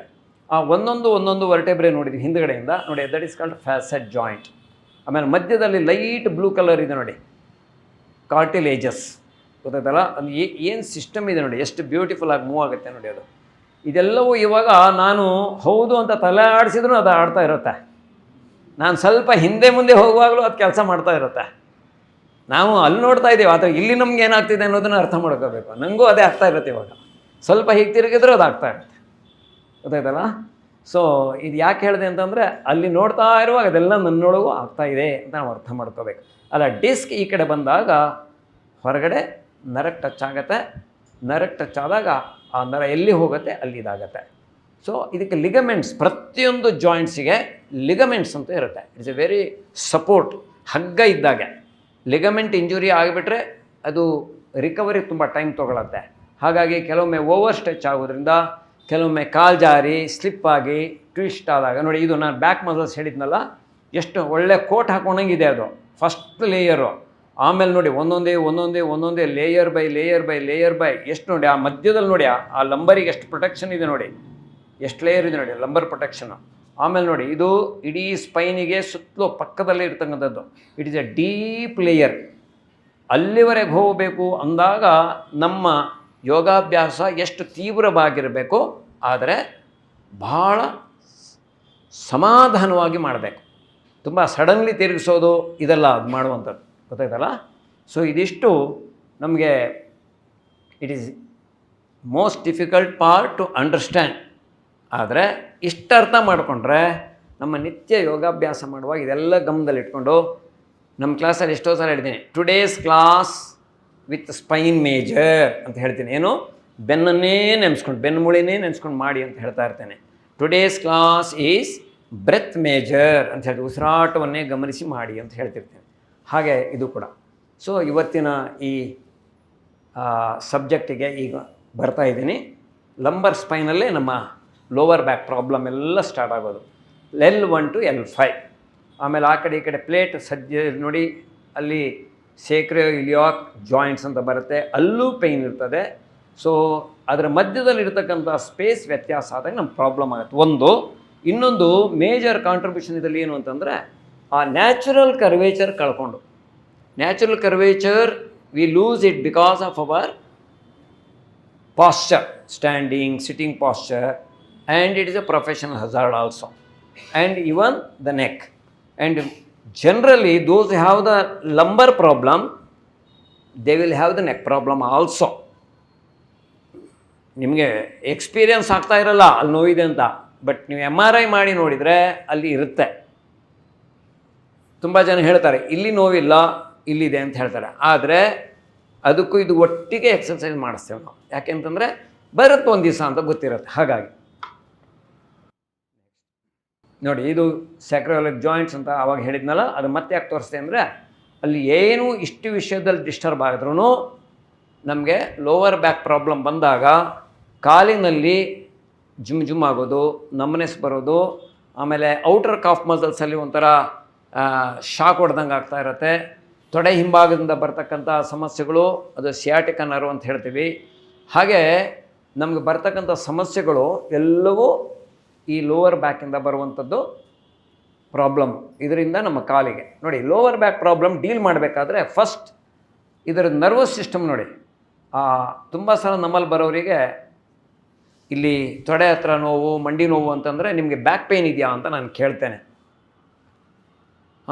ಹಾಗಾಗೆ ಬರ್ತಾ ಇತ್ತು ಅಂತ. So it is inter related. ಮಂಡಿ ನೋವಿದ್ದರೆ ಬ್ಯಾಕ್ ಪೇಯ್ನ್ ಬರ್ತದೆ ಕೆಲವರಿಗೆ, ಬ್ಯಾಕ್ ಪೇಯ್ನ್ ಇದ್ದರೆ ಮಂಡಿ ನೋವು ಬರ್ತದೆ. ಯಾಕೆ ಬರುತ್ತೆ ಹೇಳಿ ನೋಡೋಣ. ಯಾಕೆ ಬರುತ್ತೆ ಅಂದರೆ, ಒಂದು ಕಡೆ ನೋವಿದ್ದರೆ ಇನ್ನೊಂದನ್ನು ನಾವು ಯೂಸ್ ಮಾಡ್ತೀವಲ್ವ, ಹೆಚ್ಚು ಬ್ಯಾಲೆನ್ಸ್ ಮಾಡ್ತೀವಲ್ವ. ಈಗ ನಾವು ಈ ಕಡೆ ಕೂತ್ಕೊಂಡ್ರೆ ನೋವು ಬರುತ್ತೆ ಅಂದರೆ ಈ ಕಡೆನೇ ಕೂತ್ಕೊಳ್ತೀವಿ. ಈ ಕಡೆನೇ ಕೂತ್ಕೊಂಡಾಗ ಏನಾಗುತ್ತೆ, ಪ್ರಾಬ್ಲಮ್ ಜಾಸ್ತಿ ಆಗ್ತದೆ, ಇನ್ನೊಂದು ಕಡೆ ಸ್ಟಾರ್ಟ್ ಆಗುತ್ತೆ. ಸೊ ಒಂದೇ ರೀತಿಯಲ್ಲಿ ಕೂತ್ಕೊಳ್ಳೋದಕ್ಕೆ ಯಾವ ರೀತಿ ಬೇಕು, ಅದು ನಮ್ಮ ಗುರುಗಳು ಹೇಳ್ಕೊಟ್ಟಿರ್ತಕ್ಕಂಥ ಮೆಥಡ್. ಬ್ಯಾಲೆನ್ಸಿಂಗ್ ಯುವರ್ ಬಾಡಿ, ಎರಡೂ ಕಾಲ ಮೇಲೆ ಸಮನಾಗಿ ನಿಲ್ಲೋದು, ಕೂತ್ಕೊಂಡಾಗೆ ಸಮನಾಗಿ ಕೂತ್ಕೊಳ್ಳುವಂಥದ್ದು. ಪಾದಗಳನ್ನು ಸರಿಯಾಗಿ ಒತ್ತಿದ್ದೀವ, ಸರಿಯಾಗಿ ವೆಯ್ಟ್ ಹಾಕಿದ್ದೀವ, ಸರಿಯಾಗಿ ಸ್ಟ್ರೆಚ್ ಮಾಡಿದ್ದೀವ. ಕೇವಲ ಯೋಗ ಮಾಡುವಾಗ ಮಾತ್ರ ಅಲ್ಲ, ಕೂತ್ಕೊಳ್ಳುವ ನಮ್ಮ ಹಿರಿಯರು ನಮ್ಗೆ ಇದನ್ನು ಹೇಳಿದ್ದು ಒಂದೇ, ಏನು, ನೆಟ್ಟಾಗಿ ಕೂತ್ಕೋ. ಕರೆಕ್ಟ್ ಅಲ್ಲ, ನೆಟ್ಟಾಗಿ ಕೂತ್ಕೋ. ಸರಿ, ಯಾಕೆ ಆ ಥರ ಕೂತೀವಿ, ನೆಟ್ಟಾಗಿ ಕೂತ್ಕೋ. ನಮ್ಮನ್ನು ಬೈಯೋರು ನೆಟ್ಟಾಗಿ ಕೂತ್ಕೋ ಅಷ್ಟೇ, ನಮ್ಗೆ ಅಷ್ಟೇ ಗೊತ್ತಿರ್ತದೆ, ನೆಟ್ಟಾಗಿ ಕೂತ್ಕೋಬೇಕು.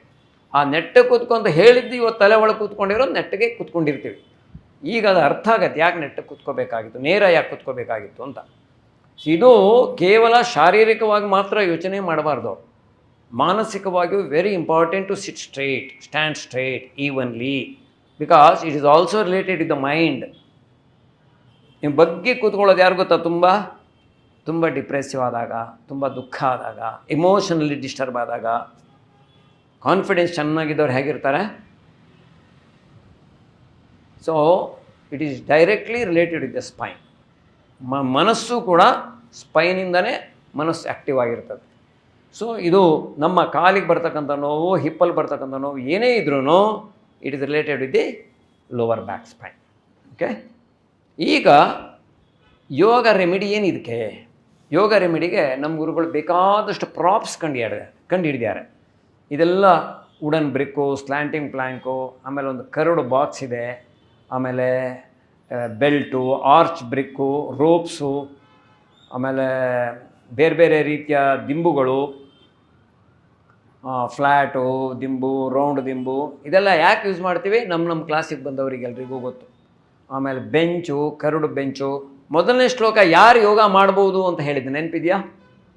ಎಲ್ಲರೂ ಮಾಡ್ಬೋದು ಅಂತ ಹೇಳಿದೆ. ನಿಲ್ಲಕ್ಕೆ ಆಗದೆ, ಕೂತ್ಕೊಳ್ಳೋಕ್ಕೆ ಆಗದಿದ್ದವ್ರಿಗೆ ಕೂರಿಸ್ಬೇಕಾದ್ರೆ ಇದೆಲ್ಲ ಬೇಕು. ಈಗ ನೋಡಿ, ಆ ಕಡೆ ಲಾಸ್ಟ್ 2 ಬೆಂಚ್ ಇದೆ ನೋಡಿ, ಕರುಡು ಬೆಂಚ್ ಇದೆ ನೋಡಿ, ಅದು ಅಲ್ಲಿದೆ, ಇಲ್ಲೇ ನನ್ನ ಹಿಂದ್ಗಡೆ ಇದೆ. ಅದರಲ್ಲಿ Viparita Dandasana, Setubandha Sarvangasana, and some of the problems related with the digestive organ, even for the back, those who have depression, those who have psychological problem, ಅಥವಾ ಇನ್ಯಾರಿಗೋ ಸ್ಟ್ರೋಕ್ ಆಗಿದೆ, ಪಾರ್ಕಿನ್ಸನ್ ಆಗಿದೆ, ಅವರಿಗೆಲ್ಲ ಆ ಥರದ ಬೆಂಚ್ ಬೇಕೇ ಬೇಕು. ಹಾಗೆ ಈ ಚೇರು, ಆಮೇಲೆ ಈ ಕಡೆ ಡಿಸ್ಕ್ ಇದೆ. ಇದರಲ್ಲಿ ನಮ್ಮ ಜಿಮ್ಮಲ್ಲೆಲ್ಲ ಇರುತ್ತಲ್ಲ ಅದೆಲ್ಲ ಅಂದರೆ ವೆಯ್ಟ್ ಬೇಕಾಗತ್ತೆ ಕೆಲವುದಕ್ಕೆಲ್ಲ. ಅದು ನಮ್ಮ ಮಂಡಿ ನೋವಿಗೆ ಹಾಕಬೇಕಾಗತ್ತೆ, ಅಥವಾ ಮಲಗಿಬಿಟ್ಟು ಬೆನ್ನಿನ ಮೇಲೆ ಇಡಬೇಕಾಗತ್ತೆ, ಹಿಪ್ಸ್ ಮೇಲೆ ಇಡಬೇಕಾಗತ್ತೆ, ಅಥವಾ ನಮಗೆ ಸಿಯಾಟಿಕ್ ಪ್ರಾಬ್ಲಮ್ ಬಂದಾಗ ದಂಡಾಸನದಲ್ಲಿ ಕೂರಿಸ್ತೀವಿ. ನೀವು ಏನೇ ಮಾಡಿದ್ರು ನೀವು ಕಾಲು ಚಾಚಿ ಕೂತ್ಕೊಂಡಾಗ ನೀವು ಗಮನಿಸಿ, ಒಂದು ಸೈಡ್ ಬಟಕ್ ಚೆನ್ನಾಗಿ ಒತ್ತಾ ಇರುತ್ತೆ, ಇನ್ನೊಂದು ಸೈಡ್ ಬಟಕ್ ಒತ್ತಲ್ಲ. Is it not uneven? That leads to some problem. ಅವಾಗ ಈ ಸರಿ ಮಾಡ್ಕೊಳ್ಬೇಕು, ತುಂಬ ಹೊತ್ತು ಕೂರೋಕ್ಕಾಗಲ್ಲ. ಏನು ಮಾಡ್ತೀವಿ? ಕಾಲು ಚಾಚ್ತೀವಿ, ಇದ್ರ ಮೇಲೆ ಒಂದು ಬ್ಲ್ಯಾಂಕೆಟ್ ಹಾಕ್ತೀವಿ, ಆ ಥರದೊಂದು 50-100 kg 150 kg ಇಟ್ಬಿಡ್ತೀವಿ. ಅವಾಗ ಯಾವುದು ಮೇಲಕ್ಕೆ ಬರುತ್ತೆ ಅದು ಒತ್ತಿ ಹಿಡ್ಕೊಂಡ್ಬಿಡತ್ತೆ. You will start aligning the spine. ಹಾಗೆ ಬೇರೆ ಬೇರೆ ಮೆಥಡ್ಸ್ ಇದೆ ಅದೆಲ್ಲ ಮಾಡೋದು. ಅದು ಬೆಲ್ಟ್ ಎಲ್ಲ ಹಾಕಿ, ಆ ಕಡೆ ಚೇರು, ಸ್ಟೀಲ್ ಚೇರು.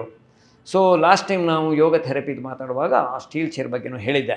ಇವತ್ತು ಮನೆಯಲ್ಲಿ ಒಂದು ಕಾಲದಲ್ಲಿ ಸ್ಟೀಲ್ ಚೇರು ಮನೆಯಲ್ಲೆಲ್ಲರೂ ಅದೇ ಇದ್ದಿದ್ದು. ಇವಾಗೆಲ್ಲ ಪ್ಲಾಸ್ಟಿಕ್ ಬಂದಮೇಲೆ ಇದೆಲ್ಲ ಗುಜರಿಗೆ ಹೋಗಿಬಿಡ್ತು. ಆದರೆ ಅದಕ್ಕೆ ಭಾಳ ಬೆಲೆ ನಮ್ಮ ಗುರುಗಳು ಕೊಡ್ತಾರೆ. ಪ್ಲಾಸ್ಟಿಕ್ ಚೇರಲ್ಲಿ ಮಾಡೋಕ್ಕಾಗಲ್ಲ, ಇದು ಕಬ್ಬಿಣದ ಚೇರಲ್ಲೇ ಮಾಡಬೇಕು. ಪ್ಲಾಸ್ಟಿಕಲ್ಲಿ ಮಾಡೋಕ್ಕಾಗಲ್ಲ ಅಂತಂದರೆ ಗೊತ್ತಿಲ್ಲ ಏನಾಗುತ್ತೆ ಅಂತ. ಆದ್ದರಿಂದ better use the steel chair. Okay, ಈಗ ರೆಮಿಡಿ ಮಾಡಬೇಕಾದ್ರೆ ಏನು ಮಾಡಬೇಕು? It looks very simple exercise, but ಇದನ್ನು ಫಸ್ಟ್ ಮಾಡಿದಾಗಲೇ ಸರ್ ತುಂಬ ನೋವು ಬರುತ್ತೆ ಅಂದ್ಬಿಡ್ತಾರೆ. ಸ್ವಲ್ಪ ಸ್ಟ್ರೆಚ್ ಮಾಡಬೇಕು ಅದನ್ನೇ. ಈ ಒಂದು ಪಾದ ನೋಡಿ, ಮುಂದಿನ ಪಾದ, look at the front foot, it is slant. ಆ ಲಾಸ್ಟ್ ಪಿಕ್ಚರಲ್ಲಿ ತೋರಿಸಿ, slant to the wall, holding the window grill. Just push your waist forward. What happens? The back of the leg will be extended, and that extension you feel only in the calf muscle, but the extension will be happening up to the hip region. ಗೊತ್ತಾಯ್ತಲ್ಲ? And most of our back problem cause ಏನು ಅಂತಂದರೆ even stiffness, rigidity of the hamstring muscle, ತೊಡೆ ಹಿಂಭಾಗದ್ದು. ಆ ತೊಡೆ ಹಿಂಭಾಗದ hamstring muscles ಇದೆಲ್ಲ, ಅದು ಕೂಡ ಇದರಲ್ಲಿ ರಿಲೀಫ್ ಸಿಗುತ್ತೆ. ಗೊತ್ತಾಯ್ತಲ್ಲ? ಸ್ಟ್ರೆಚಿಂಗ್ ಮಾಡೋದ್ರಿಂದ ಇದು ಸಿಂಪಲ್. ಒಂದು ಸಲ ಬಲಗಾಲು, ಒಂದು ಸಲ ಎಡಗಾಲು, 1 ನಿಮಿಷ 2 ನಿಮಿಷ ಇರೋದು. ಮತ್ತು ಇದು don't think this is only for the back problem. It is for the ankle problem, knee problem, varicose veins problem. In yoga it is a beauty. One action brings several actions. ಗೊತ್ತಾಯ್ತಲ್ಲ? ಒಂದೇ ಒಂದು ಆಸನ ಮಾಡಿದ್ರೆ 10 ಲಾಭಗಳು ಸಿಗುತ್ತೆ. ಮಾಡುವ ಕ್ರಮದಲ್ಲಿ ಮಾಡಬೇಕಷ್ಟೇ. ನೆಕ್ಸ್ಟ್ ಇದು ನೋಡಿ, ಇದು ನಾವು ಉತ್ಕಟಾಸನದಿಂದ ಮಾಡ್ತೇವೆ. ಆವಾಗಲೇ ಹೇಳಿದೆ, ಯುವ ವೃದ್ಧೋ ಅತಿ ವೃದ್ಧೋವ ವ್ಯಾಧಿತೋ ದುರ್ಬಲೋಪ್ಯವ. ಮಾಡೋಕ್ಕಾಗದಿದ್ದವರಿಗೆ, ಈಗ ಸ್ಟ್ರೋಕ್ ಆದವರಿಗೂ ಮಾಡಿಸ್ತೀವಿ. ಆದರೆ ಏನು ಮಾಡ್ತೀವಿ, ನಾವು ಒಬ್ರು ಹಿಡ್ಕೊಂಡಿರ್ತೇವೆ, ಆದರೆ ಅವ್ರಿಗೆ ಸ್ಟ್ರೆಚ್ ಆಗುತ್ತೆ. ನಾವು ಎಷ್ಟೋ ಸಲ ಇಲ್ಲಿ ಸ್ಟ್ರೋಕ್ ಆದವ್ರಿಗೆ ಬಂದಾಗ ಮಾಡಿಸಿದ್ರೆ ಅವ್ರು ಎತ್ತಕ್ಕೆ ಆಗಲ್ಲ. ನಾನು ಸ್ವಲ್ಪ ಎಳೆದ ತಕ್ಷಣ ಎಳ್ಕೊಂಡ್ಬಿಡ್ತಾರೆ. ಯಾಕೆ ಅಂದರೆ ನೋವಾಯಿತು ಅಂದ್ರೆ. ನೋವಾದರೆ ನನಗೆ ಸಂತೋಷ, ನಿಮಗಲ್ಲ, ನನಗೆ ಸಂತೋಷ. ಯಾಕೆ? ಸ್ಟ್ರೋಕ್ ಆದವ್ರಿಗೆ ನೋವು ಬಂದರೆ ಏನರ್ಥ? ಲೈಫ್ ಬಂತು ಅಂತ ಅರ್ಥ. So I shall try to pain it, I shall try to get pain into that than the circulation. ಇದು ಹಾಗೇನೆ. It will start extending the spine, trunk, arms, neck region. ಅಷ್ಟು Utkatasana, holding the window grill. Simple. ಈಗ ಕೇಳಿದರೆ, sir ನಮ್ಮ ಮನೇಲಿ ಈ ಥರ grill ಇಲ್ಲ. ಆಯ್ತಪ್ಪ, ಬೇರೆ ಥರ ಗ್ರಿಲ್ ಇದ್ದರೂ ಅದೊಂದು ಬೆಲ್ಟ್ ಏನಾದರೂ ಹಾಕೋಣ. ಸರ್ ನಮ್ಮ ಫ್ಲ್ಯಾಟಲ್ಲಿ ಗ್ರಿಲ್ಲೇ ಇಲ್ಲ, ಏನು ಮಾಡೋಕ್ಕಾಗತ್ತೆ? ಏನು ಮಾಡೋಣ ಹೇಳಿ? ಆದರೆ ಅನೇಕ ಮನೆಗಳು ಎಲ್ಲರೂ ಗ್ರಿಲ್ ಒಳಗಡೆ ಇರೋದು, ಆದರೆ ಯೂಸ್ ಮಾಡೋಕ್ಕೆ ಗೊತ್ತಿಲ್ಲ. ನೆಕ್ಸ್ಟ್ ಇದು ನೋಡಿ, ಇದು ಕೈ 2 ಹಿಂದೆ ಹಿಡ್ಕೊಂಡು ಮಾಡಿದಾಗ, I said those have the lumbar problem, they will also have the cervical problem. And cervical problem ಇದ್ದವರಿಗೆ they will have the shoulder problem. Those are shoulder problem, they will have the cervical problem. It is related. So when you start doing this, and there are ropes, you can see it is fixed to the window. We teach some rope exercise also. You holding the window and pushing the chest forward, it will get you the curvature. Also it will work on the cervical spine and the shoulder. Next, ಇದು ನೋಡಿ, ಸೂರ್ಯ ನಮಸ್ಕಾರ ಮಾಡುವಾಗ ಮಾಡ್ತಕ್ಕಂಥ ಒಂದು ಆಸನ ಇದು. ಯಾವುದಿದೆ ಹೇಳಿ? ಏಕಪಾದ ಪ್ರಸರಣಾಸನ. ಆದರೆ ಕೆಳಗಡೆ ಕಾಲು ಒತ್ತಕ್ಕಾಗಲ್ಲ. ಇದರಲ್ಲಿ ಏನಾಗುತ್ತಪ್ಪ, ಇಷ್ಟು ಸಿಂಪಲ್ಲು ಅಂತ ಕೆಲವರು ಹೇಳಿ, ಸರ್ ಈ ಬಾಕ್ಸ್ ಎಲ್ಲಿ ಸಿಗುತ್ತೆ ಅಂತ. ಬಾಕ್ಸ್ ಬೇಕಾಗಿಲ್ಲ. ಮನೆಯಲ್ಲಿ ಸ್ಟೇರ್ ಕೇಸ್ ಇರುತ್ತಲ್ಲ, 2ನೇ ಸ್ಟೆಪ್ ಮೇಲೆ ಕಾಲಿಡೋದು, ಗ್ರೌಂಡಲ್ಲಿ ಇನ್ನೊಂದು ಕಾಲು ಸ್ವಲ್ಪ ಮುಂದಕ್ಕೆ ಬಗ್ಗೆ, 3ನೇ ಸ್ಟೆಪ್ಪಲ್ಲಿ ಕೈ ಇಡಿ. ಏನಾಗುತ್ತೆ ಇದರಲ್ಲಿ? ಆವಾಗ ಸೇಕ್ರಿಯೋಲಿಯಕ್ ಜಾಯಿಂಟ್ ತೋರಿಸೆ, ಇಲಿಯಾಕ್ ಮಸಲ್ಸ್ ಅಂತ ಇರುತ್ತಿಲ್ಲ, ದಟ್ ವಿಲ್ ಬಿ ಎಕ್ಸ್ಟೆಂಡೆಡ್. ಗ್ರಾಯಿನ್ಸಿಂದ ಎಕ್ಸ್ಟೆನ್ಷನ್. ತುಂಬ ಜನರಿಗೆ ಗ್ರಾಯಿನ್ಸ್ ಪೈನು, ತೊಡೆಯ ಮುಂಭಾಗದಲ್ಲಿ ಪೈನ್ ಬಂದ್ರೂ it is related with the lumbar spine. ಗೊತ್ತಾಯ್ತಲ್ಲ? ಸೊ ಆ ಲಂಬರ್ನಲ್ಲಿ ನರ್ವ್ಸ್ ಕಂಪ್ರೆಷನ್ ಆಗೋದ್ರಿಂದ ತೊಡೆಯ ಮುಂಭಾಗದಲ್ಲೂ ನೋವು ಬರುತ್ತೆ. ಇದು ಮಾಡೋದ್ರಿಂದ ತೊಡೆಯ ಹಿಂಭಾಗ, ತೊಡೆಯ ಮುಂಭಾಗ, ಹಿಪ್ ರೀಜನಲ್ಲಿ ಅಷ್ಟು ಮಸಲ್ಸ್ ಎಕ್ಸ್ಟೆಂಡ್ ಆಗುತ್ತೆ. ಗೊತ್ತಾಯ್ತಲ್ಲ?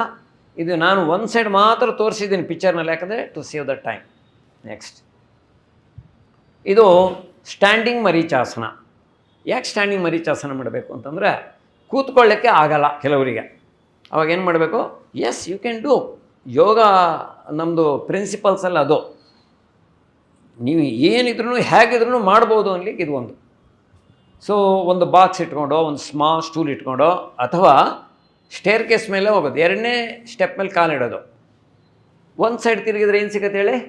ರೇಲಿಂಗ್ ಸಿಗುತ್ತೆ. ಇನ್ನೊಂದು ಸೈಡ್ ಗೋಡೆ ಇರುತ್ತೆ. ಕೆಲವರು ಸ್ಟೇರ್ ಕೇಸ್ ಸೆಂಟ್ರಲ್ಲಿ ಇರುತ್ತೆ, ಎರಡು ಯೂಸ್ ಮಾಡ್ಕೋಬೋದು. ಅರ್ಥ ಆಯ್ತಲ್ಲ? ಸೊ ಆ ರೀತಿಯಲ್ಲಿ ಇದನ್ನು ಯೂಸ್ ಮಾಡಿ ಟ್ವಿಸ್ಟಿಂಗ್ ಮಾಡಿದರೆ ಇಡೀ ಬ್ಯಾಕ್ ನೋಡಿ, ಇದೆಲ್ಲ ಟ್ವಿಸ್ಟ್ ಮಾಡೋದ್ರಿಂದ ಏನಾಗುತ್ತೆ? Do you think that it happens only to the spine? To reach the spine it will take a long time. First you have to work on the outer layer muscle.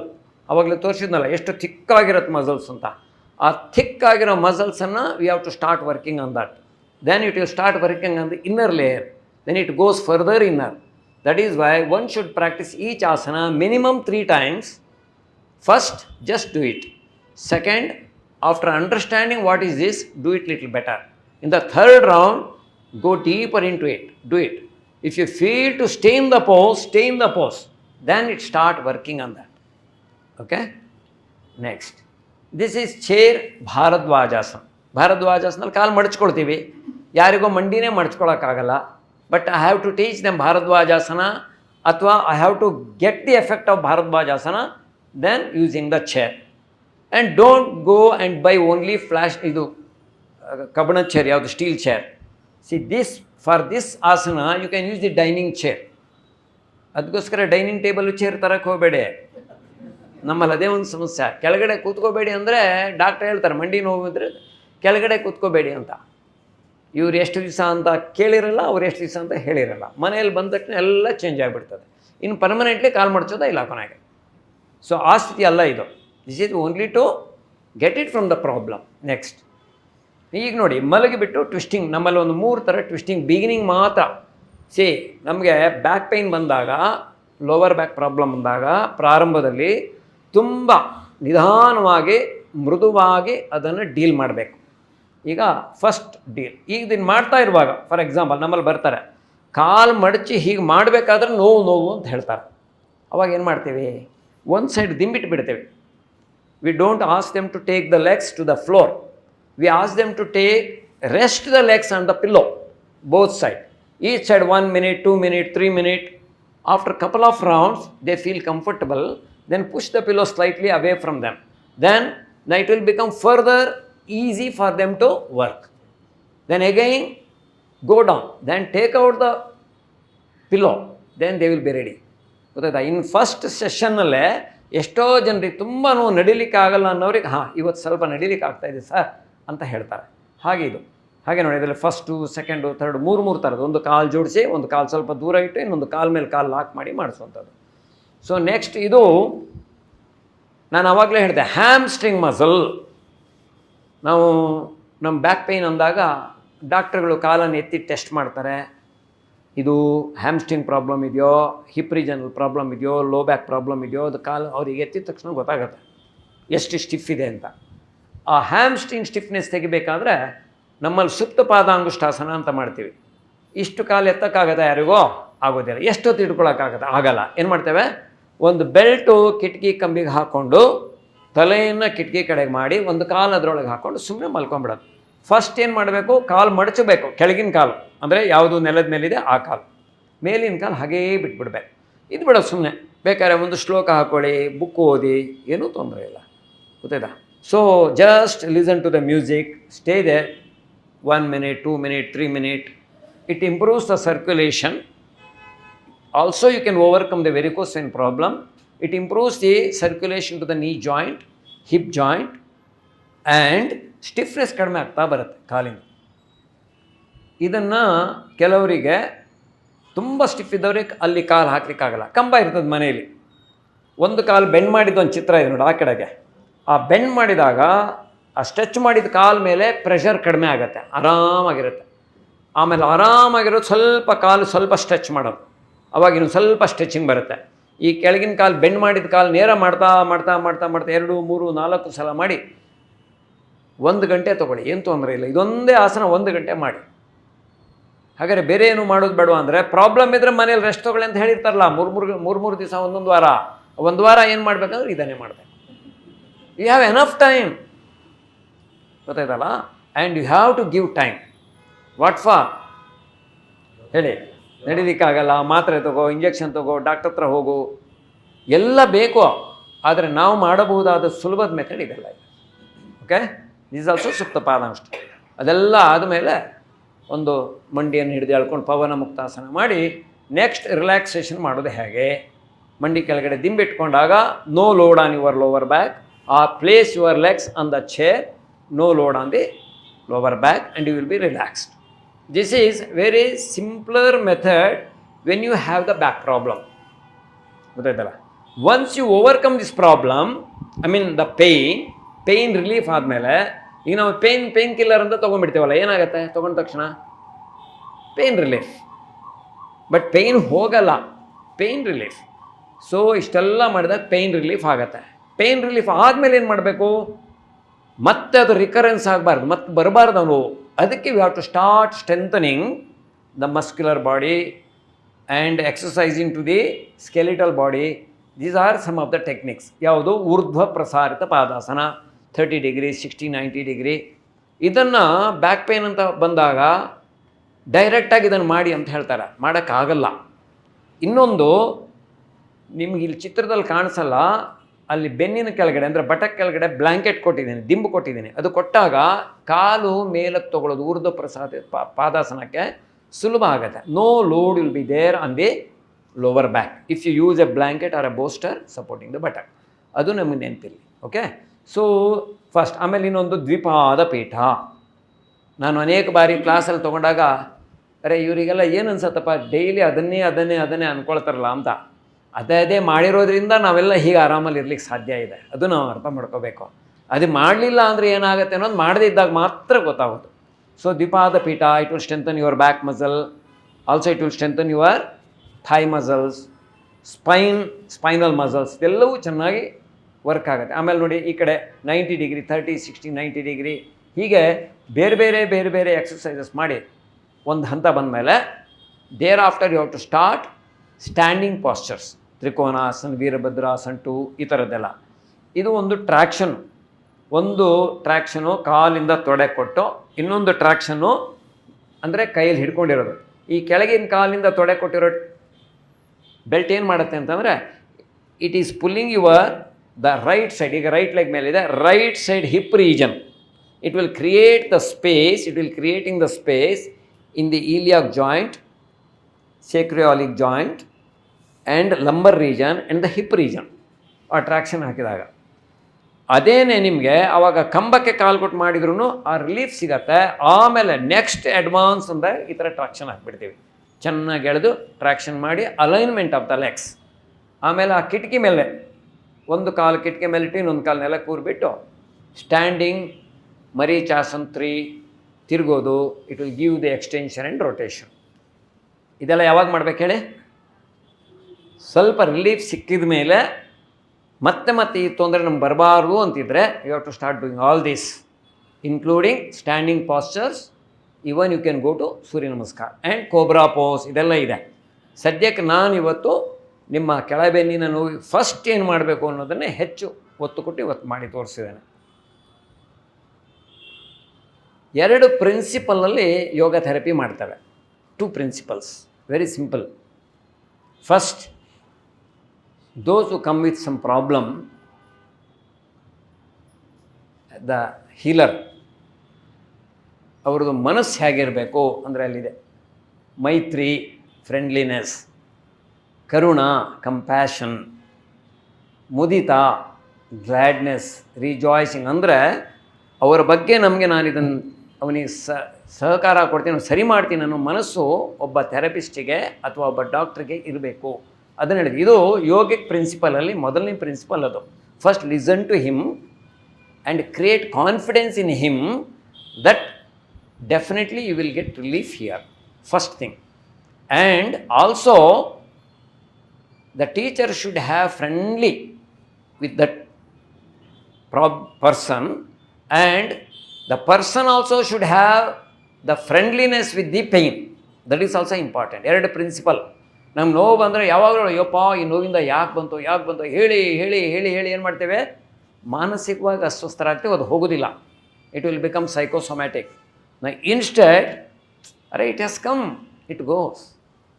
First thing in the life, for any problem there is an answer. ಗೊತ್ತಾಯ್ತಾ? Each problem there is a solution. Correct ಅಲ್ವಾ? ಪ್ರತಿಯೊಂದು ಸೊಲ್ಯೂಷನಿಗೆ ಒಂದು problem ಹುಡುಕ್ತಾರೆ, ಆದರೆ ಪ್ರತಿಯೊಂದು ಪ್ರಾಬ್ಲಮಿಗೆ solution ಇದೆ. ಅದು ಯಾವತ್ತೂ ನೆನ್ಪಿಟ್ಕೋಬೇಕು. Any problem, whenever we get the problem in the life, it may be smaller way, bigger way, whatever it is, it may be physical, mental, any kind of problem. For every problem there is a solution. Wait, be calm, quiet, you find the ways to overcome the problem. ಹಾಗೆ ಇದೆಲ್ಲವನ್ನು ನಾವು ಮೈತ್ರಿ, ಕರುಣ, ಮುದಿತ, ಉಪೇಕ್ಷಾ, ಆಮೇಲೆ ಸುಖ, ದುಃಖ, ಇದೆಲ್ಲವೂ ಪುಣ್ಯ, ಅಪುಣ್ಯ, ಇದೆಲ್ಲ ಇದೆ ನೋಡಿ. ಇದೆಲ್ಲವೂ ನನ್ನ ಪುಣ್ಯ, ಇದು ಒಬ್ಬ ಈ ಥರ ತೊಂದರೆಯಿಂದ ಬಂದಿದ್ದಾನೆ, ಇದು ನನ್ನ ಪುಣ್ಯ, ಅವನಿಗೇನೋ ಸರಿ ಮಾಡುವಂಥದ್ದು. ಹಾಗೆ ಬಂದವನು ನನ್ನ ಪುಣ್ಯದಿಂದ ನಾನು ಇಲ್ಲಿ ಬಂದಿದ್ದೀನಿ, ನನ್ನೊಳಗಿರ್ತಕ್ಕಂಥ ದೋಷ ಹೋಗತ್ತೆ. ಈ 2 ಪ್ರಿನ್ಸಿಪಲಲ್ಲಿ ಒಬ್ಬ ಹೇಳಿಕೊಡೋವನು ಮತ್ತು ಹೇಳಿಸ್ಕೊಳ್ಳೋನು, ಮತ್ತು ಇವರಿಬ್ಬರೂ ಆ ನೋವಿನ ಬಗ್ಗೆನೂ ಹಾಗೆ ಇರಬೇಕು. ಗೊತ್ತಾಯ್ತಲ್ಲ? ನೋವು ಅಂತಂದರೆ sometime you can call it as a ನಮ್ಮ ಒಳಗಿರ್ತಕ್ಕಂಥ ಬೇಡವಾದದನ್ನು ಹೊರಗಡೆ ಹಾಕ್ಲಿಕ್ಕೆ ಬರ್ತಕ್ಕಂಥ ನೋವು. ತುಂಬ ಹೊಟ್ಟೆ ನೋವು ಬರ್ತದಲ್ಲ, ಯಾಕೆ ಹೇಳಿ? ಅದು ಹೊರಗೆ ಬರಬೇಕಾಗಿದೆ, ವಾಮಿಟ್ ಆದಂಗೆ ಆಗ್ತಾ ಇದೆ, ಹೊರಗೆ ಬರಬೇಕಾಗಿದೆ, ಬರ್ತಾ ಇಲ್ಲ. Once if it is pushed out, you feel relaxed. Unwanted things ಬಾಡಿನಲ್ಲಿ, ಹೊಟ್ಟೆನಲ್ಲಂತೂ ಇರಲಿಕ್ಕೆ ಬಿಡೋದೇ ಇಲ್ಲ. ಹಾಗೆ ನಮ್ಮ ಸಿಸ್ಟಮ್ ಹೇಗಿದೆ ಅಂತಂದರೆ, ನಮಗೆ ಬೇಡವಾದದ್ದು ಯಾವುದೂ ನಮ್ಮೊಳಗೆ ಇರಲಿಕ್ಕೆ ಬಿಡೋದೇ ಇಲ್ಲ. ಅದು ಇಲ್ಲ ವಾಂತಿ ಆಗಬೇಕು, ಇಲ್ಲ ಭೇದಿ ಆಗಬೇಕು. ಹಿಂದಿನ ಕಾಲದಲ್ಲಿ ಮೆಡಿಸಿನ್ ಕೊಡುವಾಗ ಬಾಟ್ಲಲ್ಲಿ ಲಿಕ್ವಿಡ್ ಕೊಡ್ತಾಯಿದ್ರು, ಜೊತೆಗೆ ಒಂದು ಸಣ್ಣ ಪಟ್ಟಣ ಕೊಡ್ತಾಯಿದ್ರು, ಇದು ಫಸ್ಟ್ ತಗೋ ನೀನು, ಆಮೇಲೆ ಅದು ತಗೋ ಅಂತ. ಆ ಪಟ್ಟಣದಲ್ಲಿ ಏನಿರ್ತಿತ್ತು ಗೊತ್ತಾ ನಮಗೆ? ಆ ಪಟ್ಟಣದಲ್ಲಿ ಪುಡಿ ತಿಂದಮೇಲೆ ಒಂದು 2-3 ಸಲ ಭೇದಿ ಆಗಿಬಿಡ್ತದೆ. ನಾವು ಡಾಕ್ಟ್ರೇ ನಂಗೆ ಭೇದಿ 2-3 ಸಲ ತುಂಬ ಆಯಿತು ಅಂದ್ರೆ, ಪರವಾಗಿಲ್ಲಪ್ಪ ಈಗ ಮೆಡಿಸಿನ್ ತಗೋ ಅಂತ ಹೇಳ್ತಾರೆ. ಅವ್ರಿಗೆ ಅದಕ್ಕೆ ಕೊಟ್ಟಿರೋದು, ಅವರು ಅದಕ್ಕೆ ಭೇದಿಗೆ ಕೊಟ್ಟಿರೋದು. ಫಸ್ಟು ಹೊಟ್ಟೋಗ್ಬಿಡ್ಬೇಕು, ಹೊಟ್ಟೆ ಒಳಗೆ ಇರೋದೆಲ್ಲ, ಅದಕ್ಕೋಸ್ಕರ ಕೊಡ್ತಾಯಿದ್ರು. ಇವತ್ತು ಅದೆಲ್ಲ ಮರೆತು ಹೋಗ್ಬಿಟ್ಟಿದೆ ನಮಗೆ. ಗೊತ್ತದೆ? ಪಥ್ಯ ಇದೆಯಾ, ಏನು ಬೇಕಾದ್ರೆ ತಿನ್ನಿ, ಪರವಾಗಿಲ್ಲ, ಯಾಕಂದರೆ ಅದಕ್ಕೆ ಬೇರೆ ಒಂದು ಮಾತ್ರೆ ಕೊಟ್ಟರೆ ಆಯಿತು, ಅಥವಾ ಬೇರೆ ಮಾತ್ರೆ ತೊಗೊಂಡ್ರೆ ಆಯಿತು. ಸೊ ಈ ಲೈಫ್ ಸ್ಟೈಲಲ್ಲಿ ನಾವು ಚೇಂಜ್ ಮಾಡ್ಕೊಳ್ತಾ ಹೋದಾಗ ನಮ್ಮದೆಲ್ಲ ಸಮಸ್ಯೆಗಳು ಪರಿಹಾರ ಆಗುತ್ತೆ. ಅದಕ್ಕೆ ನಮ್ಮ ಶರೀರದಲ್ಲಿ, ಮನಸ್ಸಿನಲ್ಲಿ ಯಾವುದೇ ದೋಷಗಳಿರಲಿ, ಅದನ್ನು ಈ ರೀತಿಯಲ್ಲಿ 2 ರೀತಿಯಲ್ಲಿ, ಮೈತ್ರಿ, ಕರುಣ, ಮುದಿತ, ಇದೆಲ್ಲ ಇದೆ ನೋಡಿ. ಸುಖ, ದುಃಖ, ಪುಣ್ಯ, ಅಪುಣ್ಯ, ಇದೆಲ್ಲವನ್ನು ಈ ಭಾವನೆಯಿಂದ ನಾವು ಮಾಡಿದ್ದಾದರೆ ನಾವು ಬೇರೆಯವರಿಗೆ ಅಥವಾ ಬಂದಿರತಕ್ಕಂಥವರಿಗೆ ಅದೇ ರೀತಿಯಲ್ಲಿ ರಿಲೀಫ್ ಕೊಡಬಹುದು ಅನ್ನುವಂಥದ್ದು ಯೋಗ ಥೆರಪಿ ಮಾಡುವಾಗ 2 ಪ್ರಿನ್ಸಿಪಲ್ ಮೇಲೆ ಮಾಡುವಂಥದ್ದು. ಅದು ಪ್ರತಿಯೊಬ್ಬರು ಪ್ರಾಕ್ಟೀಸ್ ಮಾಡೋರು ಇರ್ಬೋದು, ಪ್ರಾಕ್ಟೀಸ್ ಮಾಡಿಸೋರು ಇರ್ಬೋದು. ಇದು ನೆನಪಿಟ್ಕೊಂಡು ಮಾಡ್ತಾ ಹೋದರೆ ನಮ್ಮ ಯೋಗ ಅಭ್ಯಾಸ ಅಥವಾ ಯೋಗ ಥೆರಪಿ ಸಕ್ಸಸ್ಫುಲ್. ಸಾವಿರಾರು ಜನರಿಗೆ ಬ್ಯಾಕ್ ಪೇಯ್ನ್ ಅಂತ, ಕತ್ ನೋವು ಅಂತ ಬಂದವರಿದ್ದಾರೆ. ಬಂದು ಒಂದೇ ಸೆಷನ್ ಒಳಗೆ ಅವರಿಗೆ ರಿಲೀಫ್ ಸಿಗತ್ತೆ. ಫಸ್ಟ್ ಕೆಲಸನೇ ಅದು, ಫಸ್ಟ್ ಗಿವ್ ದೆಮ್ ರಿಲೀಫ್. ಒಂದು ಸಲ ರಿಲೀಫ್ ಸಿಕ್ಕಿದ ತಕ್ಷಣ ಆ ವ್ಯಕ್ತಿಗೆ ಏನಾಗತ್ತೆ ಹೇಳಿ, ಕಾನ್ಫಿಡೆನ್ಸ್ ಬರ್ತದೆ. Yes, I get something for my problem. There after start working on the problem. First give them quick relief. ಗೊತ್ತಾಯ್ತಲ್ಲ? ಸೊ ಇಡೀ ಶರೀರದಲ್ಲಿ ಬರ್ತಕ್ಕಂಥ ಎಲ್ಲ ಸಮಸ್ಯೆಗಳಿಗೆ ಏನು ಅಂತ ನಮ್ಮ ಗುರುಗಳು ಹೇಳಿದ್ದಾರೆ, ಬ್ಯಾಲೆನ್ಸ್ ಹೇಗೆ ಮಾಡಬೇಕು. ಗೊತ್ತಾಯ್ತಾ?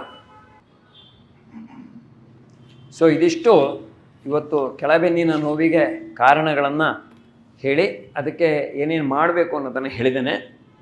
ಒಂದು 10 ನಿಮಿಷ ಏನಾದರೂ ಪ್ರಶ್ನೋತ್ತರಗಳಿದ್ದರೆ ಹೇಳ್ಬೋದು, ಈ ಸಬ್ಜೆಕ್ಟಿಗೆ ಮಾತ್ರ.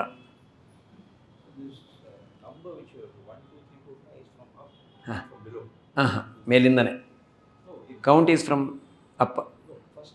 ಹಾಂ ಹಾಂ, 1 2 3 4 5. 5 ಈಸ್ ಎ ಲಂಬರ್ ಆ್ಯಂಡ್ ಮೇಲೆ 12 is the thoracic, 7 is cervical. ಹಾಂ ಹಾಂ, 1 2 3 4 5 6 totally 32 and these. Last 5 you mentioned as 5. Huh. 1 2 3 4 5. Huh. Not from here. 1 2 3. From top. It is count from here only, from top. ಮೇಲೆ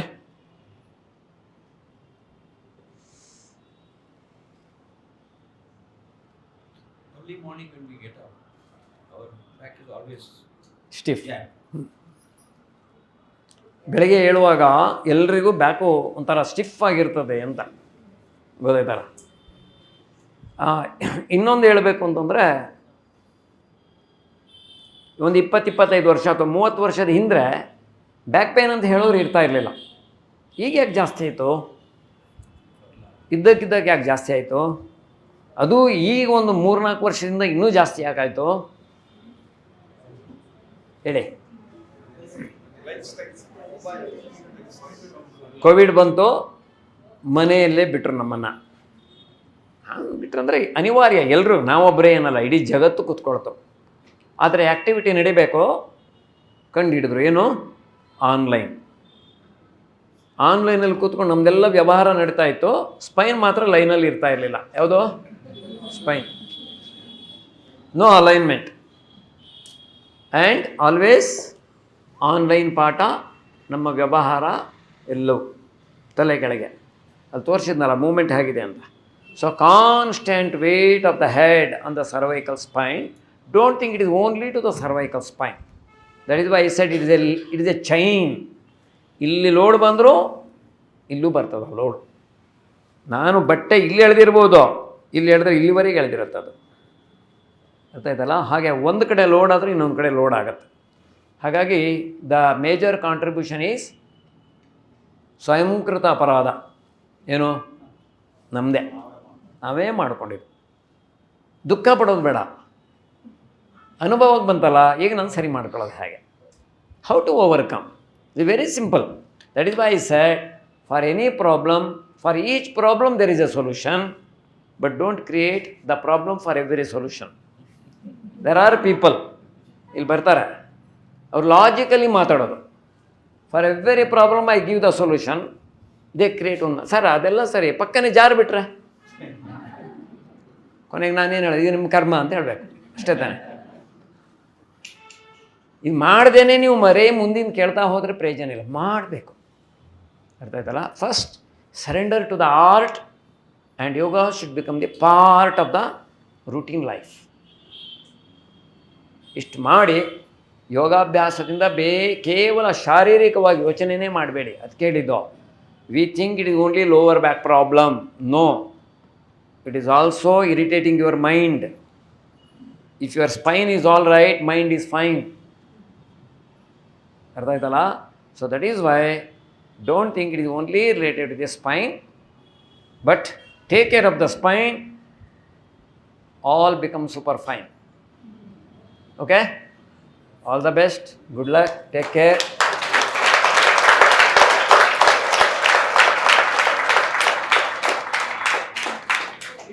ಈ ಕಾರ್ಯಕ್ರಮದ ಆಯೋಜಕರಿಗೆ ಒಂದು ಯೋಜನೆ ಬಂದಿದೆ. ಏನಂತಂದರೆ, ಈ ಥರದ್ದು ಒಂದೊಂದೇ ಪ್ರಾಬ್ಲಮ್ದು ಬಗ್ಗೆ ನೀವು ಹೇಳಬೇಕು ನಮ್ಗೆ ಸ್ವಲ್ಪ ಅಂತ. ಅಂದರೆ ಅವ್ರ ದೃಷ್ಟಿ ಭಾಳ ಕ್ಲಿಯರ್ ಇದೆ. ಏನಂತಂದರೆ, ಒಂದು ಜನರಲ್ಲಿ ಜಾಗೃತಿ ಮೂಡಿಸ್ಬೇಕು. ಪ್ರತಿಯೊಂದಕ್ಕೂ ನಾವು ಹುಡ್ಕೊಂಡು ಡಾಕ್ಟರ್ ಹತ್ರ ಹೋಗೋದು. ಇಲ್ಲಿ ಬರ್ತಾರೆ 5 ಸೆಟ್ MRI ತೊಗೊಂಬರ್ತಾರೆ. 5 ಸಲ ಆ ಮೆಷಿನ್ ಒಳಗಡೆ ಹೋದರೆ ನಮ್ಮ ಬಾಡಿನಲ್ಲಿ ಅದರ ಕ್ಷಕಿರಣಗಳು ಏನೇನು ತೊಂದರೆ ಕೊಡುತ್ತೆ ಯಾರಿಗೂ ಗೊತ್ತೇ ಇಲ್ಲ. ನನಗೆ ನೆನಪಿದ್ದ ಹಾಗೆ ಒಂದು 35-40 ವರ್ಷದ ಹಿಂದೆ ನನ್ನ ಕಸಿನ್ ಒಬ್ಬರು ಡಾಕ್ಟ್ರ್ ಇದ್ದರು.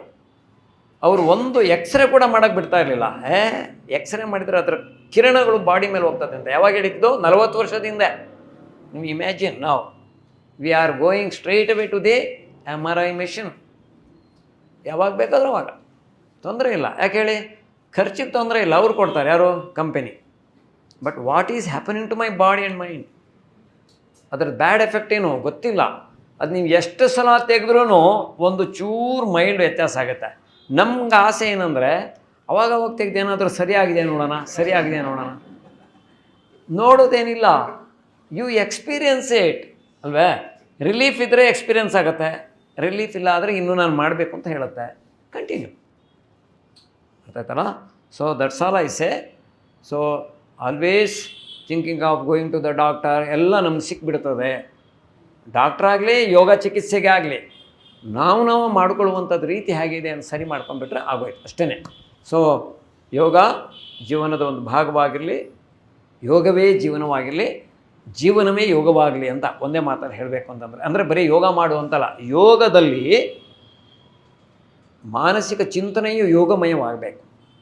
ಯೌಗಿಕ್ ಮೈಂಡ್ ಅಂತ ಪ್ರಾರಂಭದಲ್ಲಿ ವೆಂಕಟೇಶ್ ಪ್ರಸಾದ್ ಅವರು ಇದರಲ್ಲಿ ಭಗವದ್ಗೀತೆಯಲ್ಲಿ ಬರ್ತಕ್ಕಂಥ 18 ಅಧ್ಯಾಯಗಳು ಯೋಗ ಅಂತ ಹೇಳಿದ್ರು. ಫಸ್ಟ್ ವಿಷಾದ ಯೋಗ ಶುರು ಆಗುತ್ತೆ, ಮನಸ್ಸಿನಲ್ಲಿ ವಿಷಾದ, ಅದು ಕೂಡ ಒಂದು ಯೋಗವೇ. ಅದಕ್ಕೆ ಪರಿಹಾರವೂ ಯೋಗವೇ. ಅರ್ಥ ಆಯ್ತಲ್ಲ? ಆದ್ದರಿಂದ ಯೋಗ ಅಂದ ತಕ್ಷಣ ಆಸನ ಯೋಗ ಅಲ್ಲ, ಪ್ರಾಣಾಯಾಮ ಅಲ್ಲ, ಎಲ್ಲ ಒಂದೊಂದು ಭಾಗ ಅಷ್ಟೇ. ಓಕೆ. ಸೊ ಇವತ್ತಿನ ಈ ಕಾರ್ಯಕ್ರಮ ಆಯೋಜಕರು ಹೇಳಿದ್ದೇನು ಅಂತಂದರೆ ಪ್ರತಿಯೊಂದು ಮಾಡಬೇಕು. ಯಾಕಂದರೆ ಜನರಲ್ಲಿ ಇದರಲ್ಲಿ ಒಂದು ಜಾಗೃತಿ ಮೂಡಬೇಕು. ಸುಮ್ಮನೆ ಈ ನೋವು ಅಂತ ಹೇಳ್ತಾರೆ. ಪ್ರತಿಯೊಂದು ಅನಾರೋಗ್ಯಕ್ಕೆ ಯೋಗ ಚಿಕಿತ್ಸೆಯಲ್ಲಿ ಉತ್ತರ ಇದೆ. ಮಾಡುವ ಕ್ರಮ ಬೇರೆ, ಮಾಡಿಸುವ ಕ್ರಮ ಬೇರೆ. ಇಲ್ಲಿ ಏನೇನೋ ಹೊಸ ರೋಗಗಳ ಹೆಸರಿನಲ್ಲಿ ಬರ್ತಾರೆ. ಇಲ್ಲಿ ಬಂದಾಗ ನನಗನ್ಸೋದು ಇಲ್ಲಿ ಯಾಕೆ ಬಂದರು ಇವರು ಅಂತ. ಆವಾಗ ನೆನೆಸ್ಕೊಳ್ತೀನಿ, ಇದು ಏನೋ ನಮಗೆ ಚಾಲೆಂಜು ಯೋಗದಲ್ಲಿ ಅಂತ. ಅದನ್ನು ಸ್ಟಡಿ ಮಾಡಿ ಅದಕ್ಕೆ ಏನು ಬೇಕಾದ್ ಮಾಡಿದ್ದೀನಿ. ನಮ್ಮ ಗುರುಗಳನ್ನ ನೆನೆಸ್ಕೊಳ್ಳೋದು, ಮಾಡಿಸೋದು. ಪರಿಹಾರ ಸಿಕ್ಕಿದೆ. ಯಾವುದೂ ಪರಿಹಾರ ಸಿಕ್ಕಿಲ್ಲ ಅಂತ ಹೇಳಿಲ್ಲ. ಎಲ್ರಿಗೂ ಎಂದಲ್ಲ ಒಂದು ರೀತಿಯಲ್ಲಿ ಪರಿಹಾರ ಸಿಕ್ಕಿದೆ. ಆದರೆ ಅವರಿಗೆ ಸರ್ ಇದು ನನಗೆ ಅವಾಗವಾಗ ಬರ್ತಾ ಇರುತ್ತೆ. ಅಲ್ಲಪ್ಪ, ಅವಾಗವಾಗ ಬರ್ತಾ ಇರುತ್ತೆ, ನಿತ್ಯ ಯೋಗ ಮಾಡ್ತಾಯಿದ್ದಿಲ್ಲ, ಎಲ್ಲೋ ವಾರಕ್ಕೊಂದು ಸಲ ಇಲ್ಲ, ಡೈಲಿ ಮಾಡಬೇಕು. ಹಾಗಲ್ಲ, ನನಗೆ ಪರ್ಮನೆಂಟ್ ಸೊಲ್ಯೂಷನ್ ಬೇಕು ಅಂತೇಳಿ ಸರ್ಜರಿ ಮಾಡಿಸ್ಕೊಳ್ತಾರೆ. ಸರ್ಜರಿ ಮಾಡಿಕೊಂಡ್ರೆ ಪರ್ಮನೆಂಟ್ ಸೊಲ್ಯೂಷನ್ ಅಲ್ಲ. ಅದಕ್ಕೂ ಕೂಡ ನೀವು ಎಕ್ಸಸೈಸ್ ಮಾಡಲೇಬೇಕು. ಗೊತ್ತಾಯ್ತಾ? ಅದಕ್ಕಿಂತ ಸರ್ಜರಿಗಿಂತ ಮೊದಲೇ ಎಕ್ಸಸೈಸ್ ಮಾಡಿಬಿಟ್ರೆ ಪ್ರಾಬ್ಲಮ್ ಸಾಲ್ವ್. ಓಕೆ. ಸೊ ಇವತ್ತಿನ ಈ ಕಾರ್ಯಕ್ರಮಕ್ಕೆ ನನಗೆ ವ್ಯವಸ್ಥೆ ಅಥವಾ ಒಂದು ಅವಕಾಶ ಮಾಡಿಕೊಟ್ಟಿರ್ತಕ್ಕಂಥ ನಿಮಗೆ ಹೇಳಿ.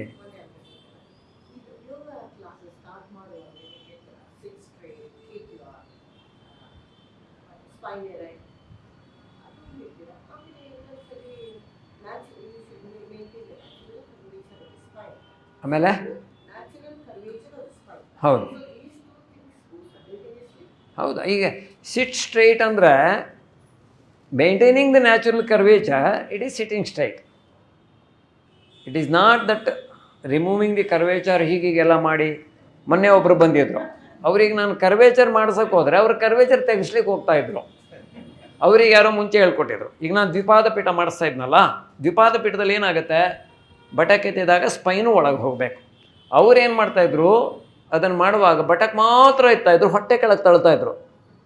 That lady want to push the spine down because someone, the therapist said, no, your back is curved, it should become straight. If it becomes straight, I said, that will become abnormal spine. ಅರ್ಥ ಆಯ್ತಲ್ಲ? This natural curvature, it is such A beauty. ಈ curvature ಇರೋದೇ ನಮ್ಮ ಮೂಮೆಂಟಿಗೆ, ಅದೇ ಕಳ್ಕೊಂಡ್ರೆ ಏನು? ಅರ್ಥ ಆಯ್ತಲ್ಲ? ಸೊ ಕರ್ವೇಚರ್ ಅಂದ ತಕ್ಷಣ ವಿಪರೀತ ಕರ್ವೇಚರ್ ಇದ್ದರೆ ಅದು ಒಂದು ಪ್ರಾಬ್ಲಮ್ಮೇ. ಅದು ಕಾರಣಗಳಿರುತ್ತೆ. ಎಲ್ಲೋ ಡಿಸ್ಕಲ್ಲ, ವರ್ಟೆಬ್ರೇನೇ ಜಾರಿ ಇರ್ತದೆ. It is called listhesis. ಗೊತ್ತಾಯ್ತಲ್ಲ. ಈ ನಾನು ಲೋ ಬ್ಯಾಕ್ನಲ್ಲಿ ಏನೇನು ಪ್ರಾಬ್ಲಮ್ ಬರುತ್ತೆ ಅಂತ ಇದೆಯೋ ಅದೆಲ್ಲದಕ್ಕೂ ಉತ್ತರ ಕೊಡಿ. ಅದಕ್ಕೆ ಹೆಸರುಗಳು ಯಾವುದೇ ಹೇಳೋಕ್ಕೆ ಹೋಗಲಿಲ್ಲ. ಹರ್ನಿಯೇಷನ್, ಡಿಸ್ಕ್ ಬಲ್ಜ್ ಆಗಿರೋದು, ಈ ಥರದ್ದು ಯಾವುದು ವಿಷಯ ಹೇಳಿಲ್ಲ. ಯಾವ ಹೆಸರು ಅಂತ ಎಲ್ಲ ಹೆಸರಿಗೆ ಇದೊಂದೇ ಉತ್ತರ. ಅರ್ಥ ಆಯ್ತಲ್ಲ. ಸೊ ಇವತ್ತಿನ ಈ ಕಾರ್ಯಕ್ರಮಕ್ಕೆ ವ್ಯವಸ್ಥೆ ಮಾಡಿಕೊಟ್ಟಿರ್ತಕ್ಕಂಥ ನಮ್ಮ ಮಧುಕರ್, ಆಮೇಲೆ ಪವನ್, ಅಭಿರಾಮ್ ಮತ್ತು ರಾಮತೀರ್ಥ ಸೇವಾ ಫೌಂಡೇಶನ್ ಎಲ್ಲ ನಮ್ಮ ಟ್ರಸ್ಟಿಗಳು, ನಾನು ಅದರ ಭಾಗ ಇದ್ರೂ ಇದು ಮಾಡಬೇಕು ಅನ್ನೋದೊಂದು ಹೇಳಿದ ಮೇಲೆ ಮಾಡಬೇಕಲ್ಲ. ಸೊ ನೀವೆಲ್ಲ ಬಂದಿದ್ದೀರಿ, ಸಮಯ ಕೊಟ್ಟಿದ್ದೀರಿ, ಎಲ್ರಿಗೂ ಧನ್ಯವಾದನ ಹೇಳ್ತಾ ನನ್ನ ಎರಡು ಮಾತನ್ನು ಮುಗಿಸ್ತೇನೆ.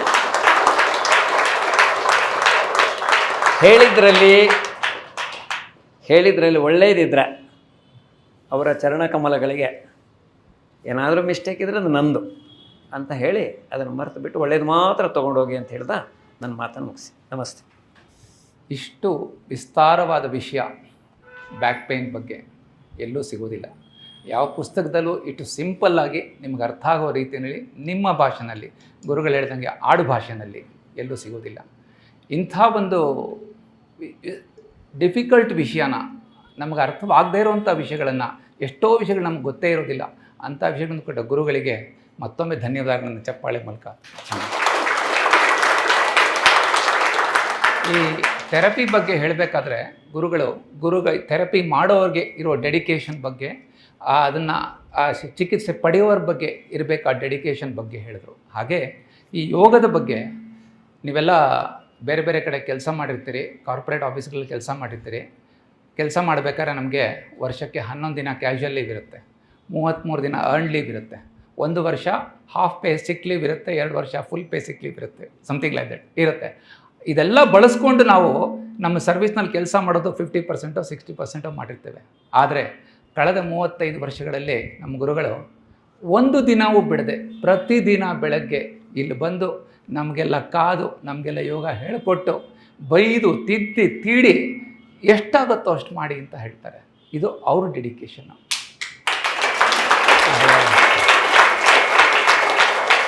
ಆದರೆ ನಮ್ಮ ಡೆಡಿಕೇಶನ್ನು ಎಚ್ಚರ ಆಗಲಿಲ್ಲ ಸರ್. ಇವತ್ತು ರಾತ್ರಿ ಲೇಟಾಗಿ ಮಲ್ಕೊಂಡೆ ಸರ್, ಊರಿಗೆ ಹೋಗಿದ್ದೆ ಸರ್, ಈ ಕಾರಣಗಳನ್ನು ಕೊಟ್ಟು ನಾವು ಬರೋದಿಲ್ಲ.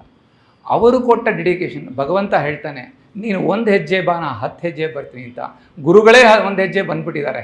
ನಾವು ಹೆಜ್ಜೆ ಹತ್ತಿರ ಹೋಗಿ ಅವ್ರ ಜೊತೆ ಸೇರಿಕೊಂಡು ಅವ್ರಿಗೆ ಗೊತ್ತಿರೋ ಜ್ಞಾನವನ್ನು, ಅವ್ರಿಗೆ ಗೊತ್ತಿರೋ ಅರಿವನ್ನು ಯೋಗದ ಮೂಲಕ, yoga is not a cure, yoga is a prevention. First of all it's a prevention.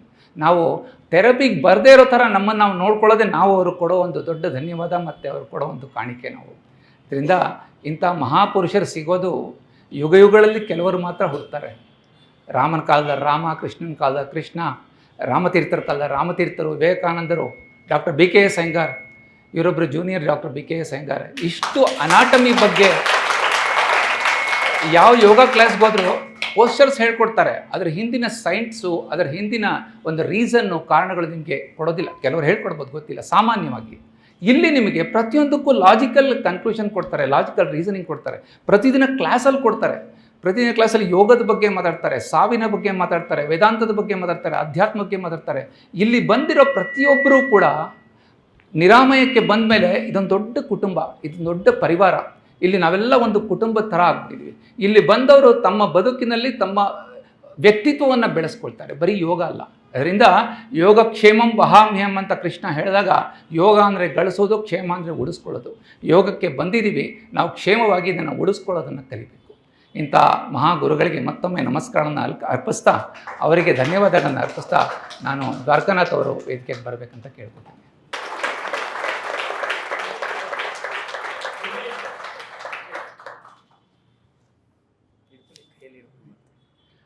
ಇಲ್ಲಿಗೆ ಕಾರ್ಯಕ್ರಮ ಮುಕ್ತಾಯ ಆಗುತ್ತೆ. ಯೋಗದ ಎಲ್ಲ ವಿದ್ಯಾರ್ಥಿಗಳಿಗೆ ಮತ್ತೊಮ್ಮೆ ರಿಮೈಂಡ್ ಮಾಡೋದು, ನಾಳೆ ಬೆಳಗ್ಗೆ 7 ಗಂಟೆಗೆ ಪ್ರಾಣಾಯಾಮದ ತರಗತಿ ಇರುತ್ತೆ. ದಯವಿಟ್ಟು ಎಲ್ಲರೂ ಬನ್ನಿ, ಪ್ರತಿದಿನ ಬನ್ನಿ. ಪ್ರತಿದಿನ ನಿಮ್ಮ ಯಾವ ಬ್ಯಾಚಲ್ಲಿ ಇದ್ದೀರೋ ಯೋಗ ತರಿಗಳಿಗೆ ಬಂದು ಯೋಗವನ್ನು ಕಲಿತು ಎಷ್ಟಾಗತ್ತೋ ಅಷ್ಟು ನಿಮ್ಮ ಕೈಯಲ್ಲಿ ಮಾಡಿ ನಿಮ್ಮನ್ನು ನೀವು ಉದ್ಧಾರ ಮಾಡ್ಕೊಳ್ಳಿ. ಉದ್ಧರೇದ ಆತ್ಮನಾತ್ಮಾನಂ ಅಂತ ಹೇಳ್ದಂಗೆ ನಾವೆಲ್ಲ ಯೋಗದಲ್ಲಿ ಮುಂದುವರಿಯೋಣ. ಗುರುಗಳಿಗೆ ಅವರ ಕಾಣಿಕೆ ಕೊಡೋದು ನಾವು ಅವ್ರು ಹೇಳಿದ್ದನ್ನು ಕಲ್ತ್ಕೊಂಡ್ರೆ ಸಾಕು. ನಮಸ್ಕಾರ.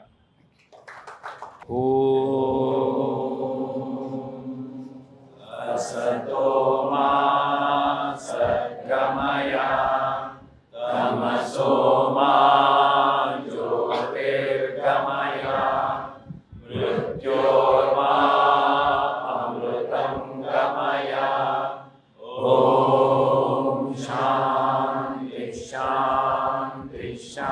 शान्तिः